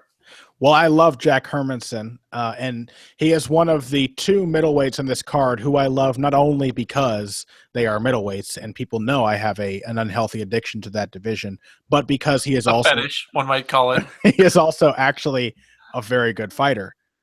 Jack Hermanson, still pretty young, 28 years old, I think, has fought a really tough lineup of opponents throughout his career and has progressively improved over time. Really fun style, accurate volume boxing, strong in the clinch, really creative with his short shots inside, solid off of his back if it goes there, but also consistently better at stopping takedowns and scrambling back to his feet as his career goes on. And like the guy he fought in his last fight, Scott Askham, he is a fighter with sneaky power. His record is not littered with knockouts, but he does tend to hurt people a lot. And that is obviously a problem for Cesar Ferreira, who has consistently throughout his UFC career been a guy who gets stopped early or out grapples his opponent. And I don't really think his wrestling is good enough to easily out grapple Jack Hermansson. So I think Jack Hermansson by first or second round TKO. Yeah, Hermansson doesn't have the gassing problems that Anthony Smith does or Oluwale Bambos has. Right. And even at his best, Cesar Ferreira, like, you need to be kind of an exceptionally bad grappler for Cesar Ferreira to submit you. Yeah. The only guy he submitted in the UFC is Thiago Santos, who came into the UFC as basically an athletic blank slate with a kicking game. Yes. Yeah, absolutely. And so otherwise, yeah, I mean, Ferreira, I think he's kind of to the point, like, he may be getting gun shy to the point about taking damage that when he gets guys down, he doesn't want to risk giving them position. Mm-hmm. Like, he doesn't want to risk giving up position, rather, and letting them get up. So he just tends to be a very safe fighter. And I think against guys who are capable of fighting the distance against him, that's going to be a major problem. Mm-hmm. So Hermansson, especially as the fight goes on, he really loves to establish his jab and then work behind it. And when he can do that, that's a big problem for fighters. And I don't think that Ferreira can stop him establishing his jab. And that might be exactly the kind of thing to get Ferreira knocked out, is having a striker who actually can build things, and rather than just throwing one big bomb at a time at him. Yeah. Hermansson is a very intelligent striker. Good angles, good footwork, combinations when he needs them. Yep. He's really fun to watch and has a lot of potential. So odds on this fight, Hermansson, the favorite, -200 to -227. Ferreira, the underdog, +185 down to +160. I have no problem with those odds at all. I think I got Hermansson at closer odds too. In fact, I think he opened as a slight underdog. So anybody who got that is Let me see. lucky. Did he? Hermansson. Oh, let me see. Where did Hermansson start? Hermansson started at -105. So very close. Yeah. Yeah, so that would have been a great bet. Dog on at least one card. I think I got him at like -160, which I still feel is a really strong bet. Yeah. That brings us now to the main card for this Sao Paulo card. And the first fight up is Sergio Moraes versus Zach Otto. Time for your fetish, Sane. I know. Sergio Moraes. Sergio Moraes. That's a very specific fetish. Yes. Can we just go with like clunky Brazilians? I'll take that. Sure. I like them too, man. You've infected me with this disease. I know. So Zach Otto, he kind of got the perfect fight for him to debut with, in that it was a big name and it was a very beatable fighter in Josh Berkman. And he did well. Like, I mean, Otto did what he needed to do. He wasn't afraid of him. I don't think that serves him as well against Sergio Moraes. Otto has some power. He's a very willing, aggressive fighter everywhere, basically. But Moraes is... he's willing to bite down a lot better and throw back a lot better than Josh Berkman did. Mm-hmm. And then he's just he's really tricky to deal with on the ground. And Otto is he's a power takedown artist. He wants to pick guys up and slam them. And he will go for aggressive, he'll go aggressively, hunt aggressively for ground and pounder submissions on the ground, but he's just all offense. It's like his striking is all offense, his takedowns are all offense, his grappling is all offense, and he can be taken down, he can be out grappled, he can be out struck. And I think Moraes is too experienced and too dangerous for that. So I'm picking Sergio here. That and it's just a fave pick because I like Sergio. He's funky as hell, and I want to see him stick his butt in the air and wiggle it around after the fight. I know, having your fetish, I know you want to see that. I agree with you on Moraes about what his strengths are. Definitely more willing to bite down than Josh Berkman, but also a lot more limited in how he does so. Like, it's basically a completely wild right hand or bizarre spinning kicks. It's not a lot of. There's not a lot of depth to Sergio Moraes. No. He's fairly smart, I think. Like, he knows when he needs to pressure or when he needs to pull back. He adjusts and changes tack. But I don't know. I was really impressed by Zach Otto. I know that may sound strange because the fight wasn't very fun, but I was really impressed in how intelligently he dealt with Josh Berkman, that he came into that fight on very short notice. He was, of course, physically prepared, having been in a fight camp already, but mentally preparing for a veteran of Josh Berkman's caliber is not an easy feat. And he fought very safe, kept Berkman on the end of his jab, countered him, moved, not crazily to exhaust himself, but just efficiently moving around the cage, making Berkman chase him. I think if he does the same kind of thing to Moraes, then he can stop those takedowns. I think really what happens is if he's rushing forward, he gets taken down by a guy like Moraes, but it's not like the Brazilian is an amazing takedown artist off the fence or while pushing forward. So I'm going with Otto by decision. Yeah, I think the thing that I'm worried about there, though, is that even with Moraes' more limited striking, Moraes is just a much more willing and, at this point, more capable pressure fighter than Berkman. Sure, yeah. And he definitely did that in his fight with Luan Chagas when he needed to. Yeah, and so if Otto just concedes ground to him to stop the takedown, but also, like, who is more susceptible in this division than a guy like Chagas to pressure? A guy who needs to kick you at long range. Otto has a jab. He has a counter right hand. I think he has the tools to make Moraes pay if he's just coming forward constantly. He could. It'll be interesting to see. It should be a weird fun fight. It should be, definitely a weird one. Ah, shit, just a sec. Well, why don't we move on to the next one then? Actually, let me read the odds for that while Zane is out. Odds for that one, let's see. Sergio Moraes is the favorite from minus 164 up to minus 180. Zach Otto, the underdog, from plus 142 up to plus 140 up to plus 153. So I think there may actually be a little value on Zach Otto at those odds.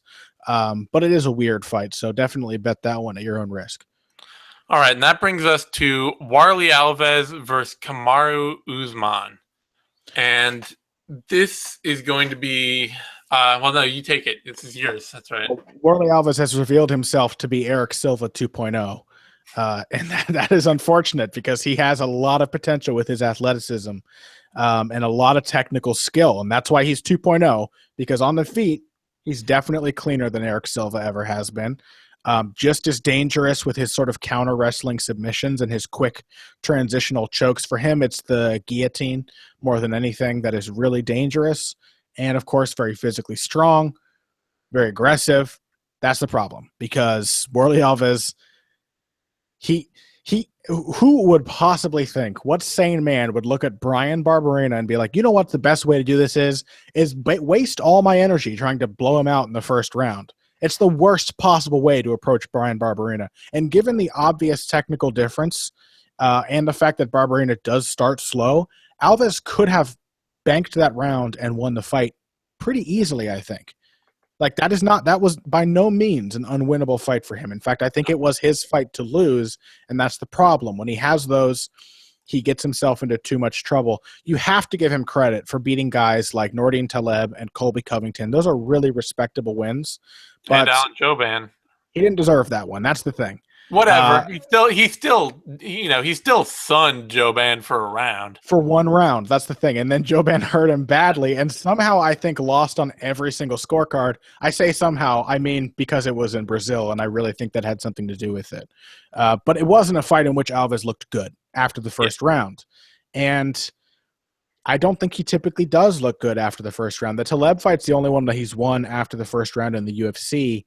The Marcio Alexandre is pretty not not on this level of competition, athletically or technically. But the Taleb fight was finished very early into the second round. I think when Taleb probably thought in his head, now's the time to get aggressive and go after him. 4 minutes into the second round, but yeah. Okay, sure. Was that 4 minutes in or was 4 minutes remaining? 4 minutes in. Okay.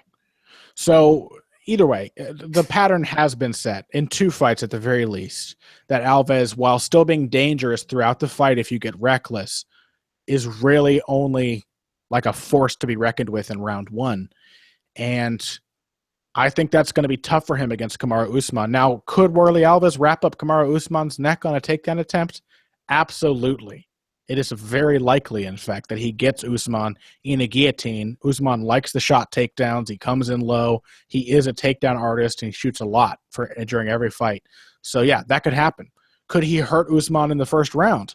Absolutely. Usman is kind of fragile. He's gotten hurt even in a lot of his wins, and is still a little hittable even if he is getting better in that regard. But when you're looking at consistency, you have to pick Kamaru Usman. He's got more momentum behind him right now.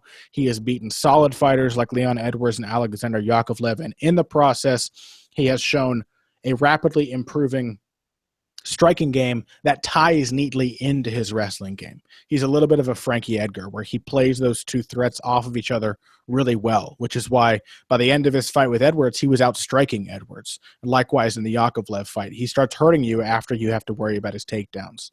So I'm going to go with Kamaru Usman by decision. Yeah, that does seem like the safe pick here. Alves could absolutely hurt Usman early, either land like a flying knee or a big uppercut or to jump on a guillotine or something like that. But if he doesn't, Usman is almost certainly going to wear him out. And I think that that's just too much of a concern for Alves. And you got to think that Usman too, he's a pretty smart dude. Does some commentary for like Titan FC and stuff like that. I don't know if you've listened to him on there, but he's pretty smart about how I think he thinks about fighting, which means that he's likely watched the Colby Covington fight and like has an understanding of the kind of danger, like how he needs to approach shooting in on Alves. So I got to think that that Usman has prepared for this, and Alves, I assume, has not. I assume that Alves is in the gym training hard, has probably not given Usman 2 thoughts, and assumes that he will come out there and do whatever he needs to do to win. It would be really nice if Alves overcame that. Like if he came in here and he had clearly prepared, that would be great. It would be. It would be awesome. But the way he fought Barberena, he fought Brian Barberena like Barberena absolutely could not in any way ever hope to beat him. And he gave the fight away. He gave the fight away. I mean, and you see that out of a lot of top athletic prospects in this sport, is that they will come into any number of fights and just being like, this dude can't hang with me. I don't need to worry about it. And it works a lot on the regional scene, but then they start getting to the UFC where everybody at some point has been a hot prospect. And suddenly, even guys that are way less athletic than them have a very real chance of beating them. Like we just saw that with Mark Diakise against Lucas Sayevsky, where Diakise just came out and like, I'm going to throw a flying knee and do whatever the hell I want against this guy. He can't beat me. And Sayevsky just took him right down and started beating him up. Yep. It's like, you can't do this. You can't fight like this. So I thought Alves had learned that from after the Alan Jouban fight, but the Brian Barberena fight showed he hasn't, and it makes me feel like he's not likely to anytime soon. Mm-hmm. Until we see it. Yeah, until we see it, I'm picking Kamaru Usman. The odds here, Usman is the favorite, minus 190 to minus 220. Alves, the underdog, plus 186 to plus 165, or to plus 160. Those seem like fine odds to me. I wouldn't want to see them any wider than that. Alves might even be worth an underdog chance bet there. Alves inside the distance is plus 384. Yeah, that or Alves by submission is plus 500. Yeah, those may be worth a very small chunk of change. Yeah. Literally change. Don't bet the house on it. No, do not bet the house on Alves. He has shown too much willingness to give away fights. Brings us to a middleweight bout, Talis Ledet versus Krzysztof Jotko. And this is going to be a fun one.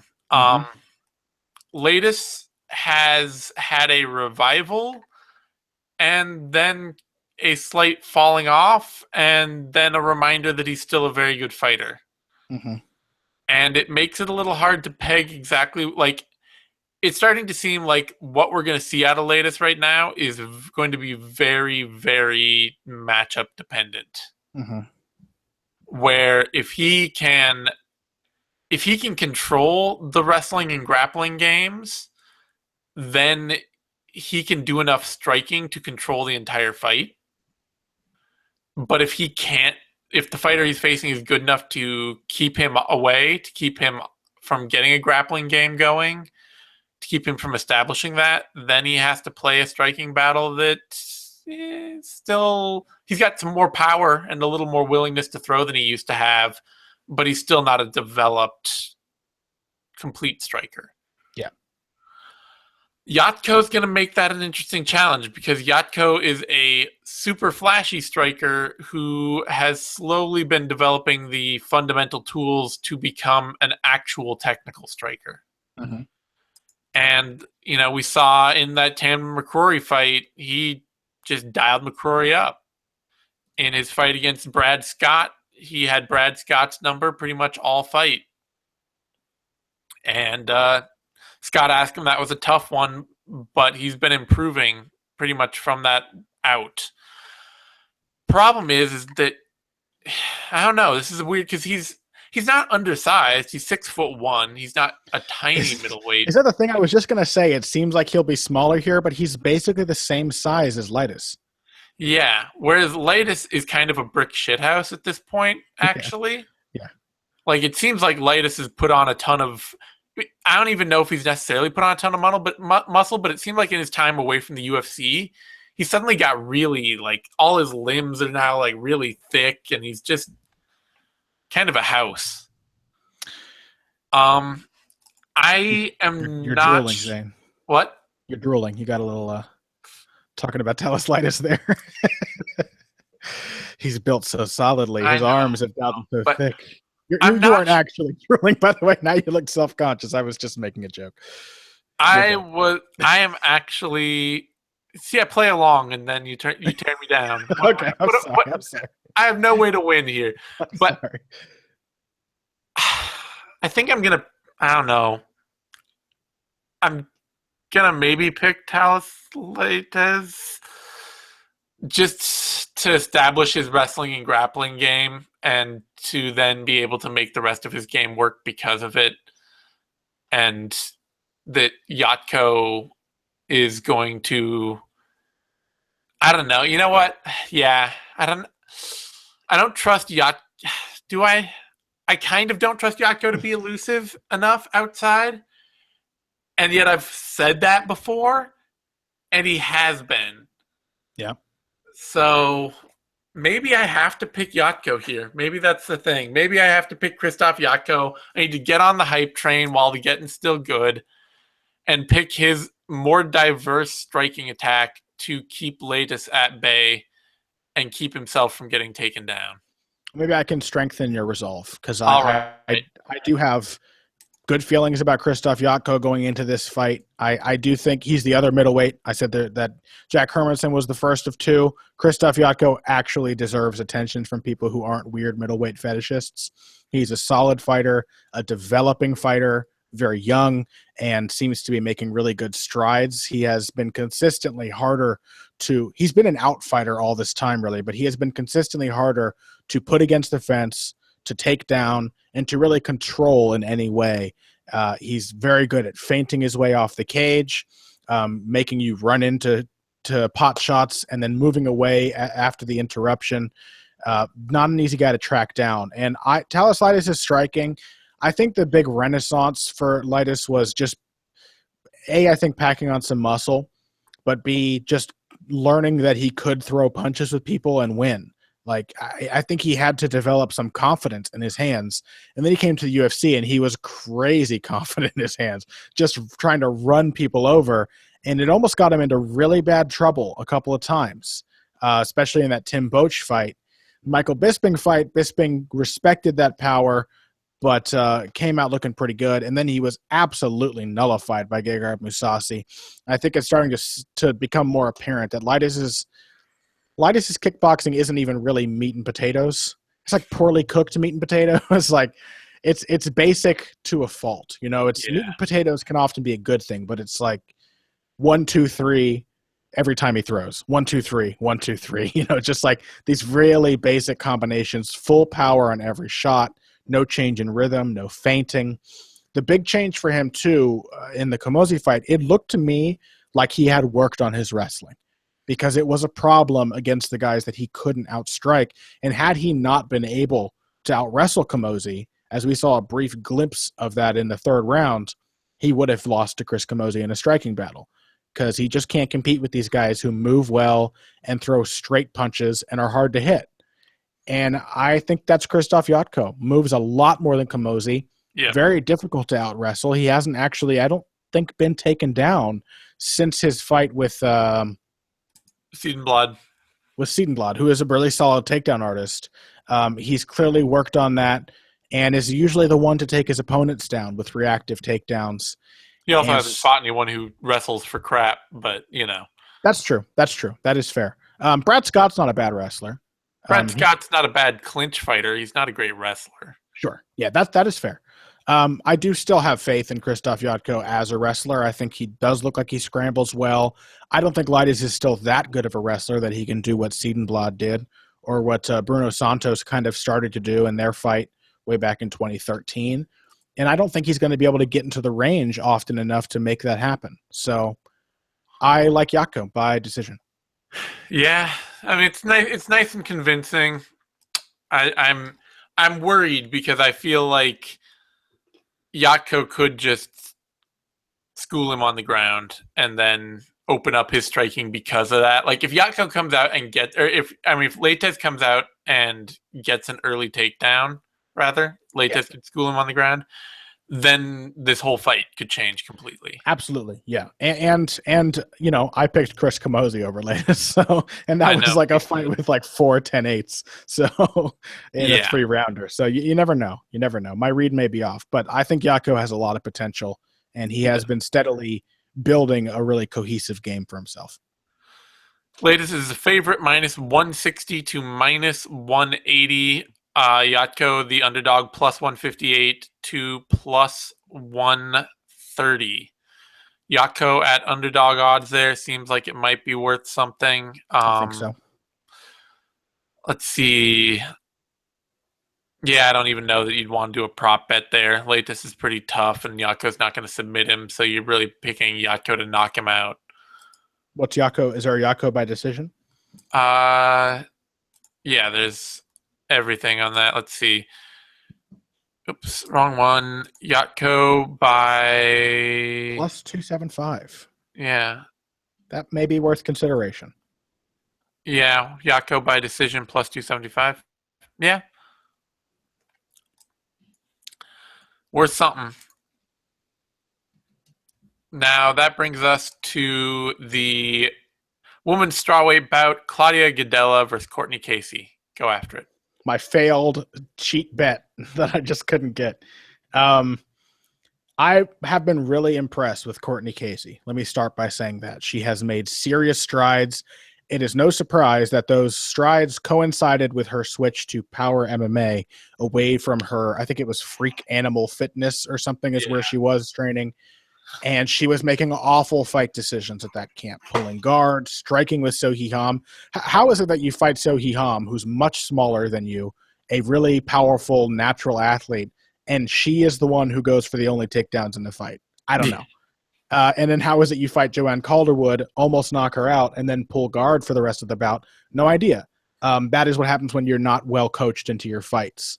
And at Power MMA, man, that's a solid camp. She has looked really focused, beating Ronda Marcos the way she did. Like, there was not a moment in that fight that she looked bad. Even when she got taken down by Marcos, with that head arm throw, she clearly had a goal in mind. She was progressing to the back from that position all along, and she looked in control even when she was not. So Courtney Casey has a high ceiling. We knew that based on her athletic ability, but seeing what she can do with that athleticism at a better camp is a really good sign. Unfortunately for her, now she has to fight the second best fighter in the division. She has to fight someone who, unlike Ronda Marcos, is not going to make silly positional mistakes on the ground, who is a good, solid striker with a good deal of power, especially for this division, like Casey, who is probably the best wrestler in the division. And even if she can't take you down, will completely grind you to pieces against the fence. Like Claudia Gadelha made Jessica Aguilar look terrible, and she is not a terrible fighter. And she completely ragdolled her and beat her up for 15 minutes straight without any difficulty. I think against anyone but Ioana and Jacek, Gadelha can easily go 3 rounds. No one else can fight off takedowns and do damage in the process as effectively as the champion. And I don't think Casey can. I would be remiss to write Casey off given how rapidly she has improved and the fact that we don't know how Gadelha will look after that last fight. It's a pretty quick return after what ended up being a really one-sided beating. But also a lot of camp drama for Gadelha since then, I believe. Yeah, she left Nova União, right? Yeah. So who knows? It could be It could be the right time for Casey to get a name win over somebody who's not in the right place, but who on paper should be the better fighter. I'm going to pick Gadelha. Can't write Casey off, like I said, but you have to go with Gadelha. She's just the more proven competitor. Well, and there's also, I hate to say this off that win over Randa Marcos. And yeah, as somebody who has underrated Casey for a while, perhaps. But there's still also, what's Courtney Casey good at? What is her strong area? She's not bad at MMA as a fighter. She's big and athletic and tough and willing and aggressive. But if you actually break down any one skill area, there's no point where you're like, oh, she's an amazing striker or an amazing wrestler or an amazing grappler or any of these things. She just has a lot of getting better to do, which maybe she can. It certainly helps that she's getting better coaching now and more, better tactical planning for her fights. But, Gadelha is a great wrestler and a great grappler and a functional power striker. Mm-hmm. A very functional power striker, in fact. Yeah. So Casey has no technical edges. She has no athletic edges. She might have a size edge. She's bigger, yeah, but just doesn't. I don't think that makes much difference for this fight. So I got to take Claudia Gadelha here. Odds are pretty much what you'd expect: -421 to -490. No, it's -500 actually. Casey, the underdog, +389 down to +300. I realize I've been underrating Courtney Casey. I do not still have a problem with those odds. It's hard to. It's Gadelha, man. Yeah, it's a different story. It's kind of like we talked about with Karolina Kowalkiewicz versus Joanna Jędrzejczyk. How do you really give better odds? How do you? Where do you pick somebody who's not better at their opponent than anything? And that fight, even though it ended up being closer than we expected, almost ended up strengthening that point of view because look at how hard it is to get a miraculous out-of-nowhere stoppage win against a fighter that good. Yep. You can even have the opportunity and still not get it. Yep. That brings us to a bantamweight fight. Thomas Almeida versus Albert Morales. I do not understand this fight. It's an action comeback fight for Almeida. Albert Morales is a pretty decent prospect. Mm-hmm. He's a good athlete. He's scrappy. He's willing. He hits hard and he knows how to depend on his aggression. He is not a very good fighter at the moment. The entire reason that his fight with Alejandro Perez was a draw, even if Morales should have won it, you could argue, is that Morales is not a very good fighter. And Perez was able to use his better tactical planning and his actual technical skills to consistently throw Morales off even while getting beat up. I don't see that, like, Thomas Almeida is going to be able to do that, but also damage Albert Morales quite a lot in the meantime. Like, Almeida has fought a whole run of guys like Albert Morales up until losing to Cody Garbrandt. You know? I just don't. This is going to be one of those things where Morales has enough physicality that he could maybe surprise Almeida in the first round right out of the gate with speed and power and aggression and his willingness to march forward. But the moment Almeida adjusts to that, assuming that he does, then he should absolutely take over this fight. Yeah. It is weirdly not a fight you can feel 100% confident in Thomas Almeida. Even if Morales has about 1 year of professional MMA under his belt, he's obviously very confident. It's very impressive that he came out in his debut and took a draw with Alejandro Perez and made Perez, a solid fighter, look really bad just by being aggressive and powerful. The problem is that Perez really was like a nervous wreck after that first round. He never got comfortable in that fight. And had he gotten comfortable, he would have been able to counter the hell out of Albert Morales. Like, he is so upright and static with his head when he throws. He's like a Gennady Golovkin when he's kind of an arm puncher with a lot of power in his arms. It's like he just tenses up and straightens out his elbow and hits you with a left hook. And it hurts way more than it looks like it should. But there's not a lot of like body movement in those shots. And having head movement built into your punches is a good thing. And Tomas Almeida has that. He also loves to counter with the cross counter, either his opponent's right hand or their lead or left hook. He loves that. And he's going to hit that on Morales, whether with the overhand elbow, cross counter, or the typical right hand. And again, Almeida is not a completely vulnerable defensive fighter. He actually has very good footwork. He has good eyes. He gets a good read in his opponent. It's just the fact that he tends to fight in a close range, so he's there to be hit. We've said this many times. Throw everything. Like, you cannot throw with that kind of volume and not get hit. You just can't. Right. But even then, we saw in like the fight with he had the fight with Brad Pickett, tough opening round for him, and then he came back against Anthony Birchak and was a lot more cautious without losing his faith in his ability to stop Birchak. When the openings were there, he still pounced, but his threshold became a little more restrictive. He jumped on 70% of the openings rather than 90%, and that made all the difference. And I still think he would have a really good shot at beating Cody Garbrandt if he didn't get knocked out in the first round. You know, he gets successively harder to hit with each passing minute and successively more dangerous and starts to turn up the volume more and more and has such a varied attack, the body, the legs, counters, pressure, everything. So, yes, Albert Morales could come out and swarm Almeida when he's at his most vulnerable and definitely hurt him.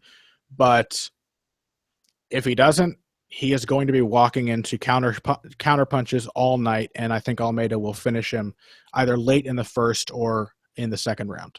And, you know, for the fact that Almeida did get stopped by Cody Garbrandt, he's not necessarily that easy to knock out for a lot of people. And Albert Morales, he's got a couple of KOs, but he's not exactly he's not this fearsome knockout machine. Yeah. He doesn't have the technique. He doesn't have the technical skill to place his punches well enough. So even if he comes out and he hurts Thomas Almeida right away, there's zero guarantee that he will hurt him badly enough to take over the fight and win it. He actually gets a lot of his finishes off of takedowns against the fence and grappling his opponent, and good luck keeping Thomas Almeida on his back. Yeah. The odds on this then are actually a little closer than I would expect. Almeida, the underdog, minus 290, or the favorite rather, minus 290 to minus 320 or 330. And Morales, the favorite, plus 279 down to plus 225. I'm not saying Almeida's worth a bet at minus 290 odds, but I'm surprised that he's not more in that Claudia Gadella minus 450 to 500 range, because this is honestly a pretty similar talent gap between Almeida and Morales to Gadella and Casey. Yeah. Why does the UFC hate prospects? I don't know. And I believe this fight was just booked outright. So I have no idea what the fuck's going on. Yeah, it's not a replacement. I'm pretty sure this is just Almeida's comeback fight. They're like, this will be fun, which it will, but it will. Oh well. Oh well. That brings us to the main event: Ryan Bader, Antonio Rogerio Nogueira. I believe I am. Yeah, it's my turn. Bader by, I don't know, what was it last time? Was it a knockout or was it just a unanimous decision? Unanimous decision. Yeah, probably that again. Bader could knock him out. I don't know. Whatever. Okay, your turn. It is the worst possible sign for a rematch when you can just confidently look back at the first fight and be like, that again. That again, except that Rogerio Nogueira is older. Yeah, I think I'm going to revise it to a knockout for Bader. It would be crazy to say that Nogueira can't win this fight. Look what he did to Cummings. If you're constantly coming forward, he's dangerous with his left hand, but he has never been an incredible knockout artist. Takedown defense. Unlike Cummings, Bader can actually box. Yeah. And yeah, absolutely. And has power too, has a good deal of power. And is also a better wrestler. Ryan Bader is easily one of the best wrestlers in this division, having out-wrestled guys like Rashad Evans and Phil Davis. So, and when he doesn't feel like he needs to wrestle, he's really effective. So, Nogueira's takedown defense is underrated, but it's not great. And Ryan Bader's takedowns are not really rated highly enough. So, yeah, Ryan Bader by basically the same thing as last time, except I think he'll probably knock Nogueira out like in his guard, which he almost did in their first fight. Yeah, odds on this are actually a little. It's a little ridiculous to me that on this card, Claudia Gadella over Courtney Casey is the biggest favorite on the card. Not because she shouldn't be a big favorite, but because you've got Almeida Morales and Bader Nogueira on this card too. And there's no way that you can tell me that Little Nog has a better chance of beating Ryan Bader than Courtney Casey has of beating Claudia Gadella. Like, I'm not buying it. I'm just not. Yeah. Look, Luis Enrique is a minus 270 favorite. I mean, this is like the same numbers as that. So Ryan Bader is minus 328 to minus 400. Antonio Rogerio Nogueira plus 314 to plus 260. I don't know. Don't bet on it. It should be irrelevant to your wallet as it is to the division. Yeah. All right. On that note, we've gone on long enough. I got a whole nother one of these to do, so I'm going to close the show. Give us a like on YouTube if you're watching it there. Thumbs up. That's this. Subscribe to MMANation.com. It's DOTCOM. That's our YouTube channel. That's where you find all the rest of our shows, videos, interviews, all that good stuff. You can find me on Twitter at TheZaneSimon. You can find Connor on Twitter at BoxingBush. That's BUSCH. You can find both of us over at BloodyElbow.com. Thanks everyone for joining in. I'll be back for the 6th round. Then we'll be back to get ready for Fight Night Whitaker versus Brunson next week. So thanks everyone for joining in. We'll see you next time.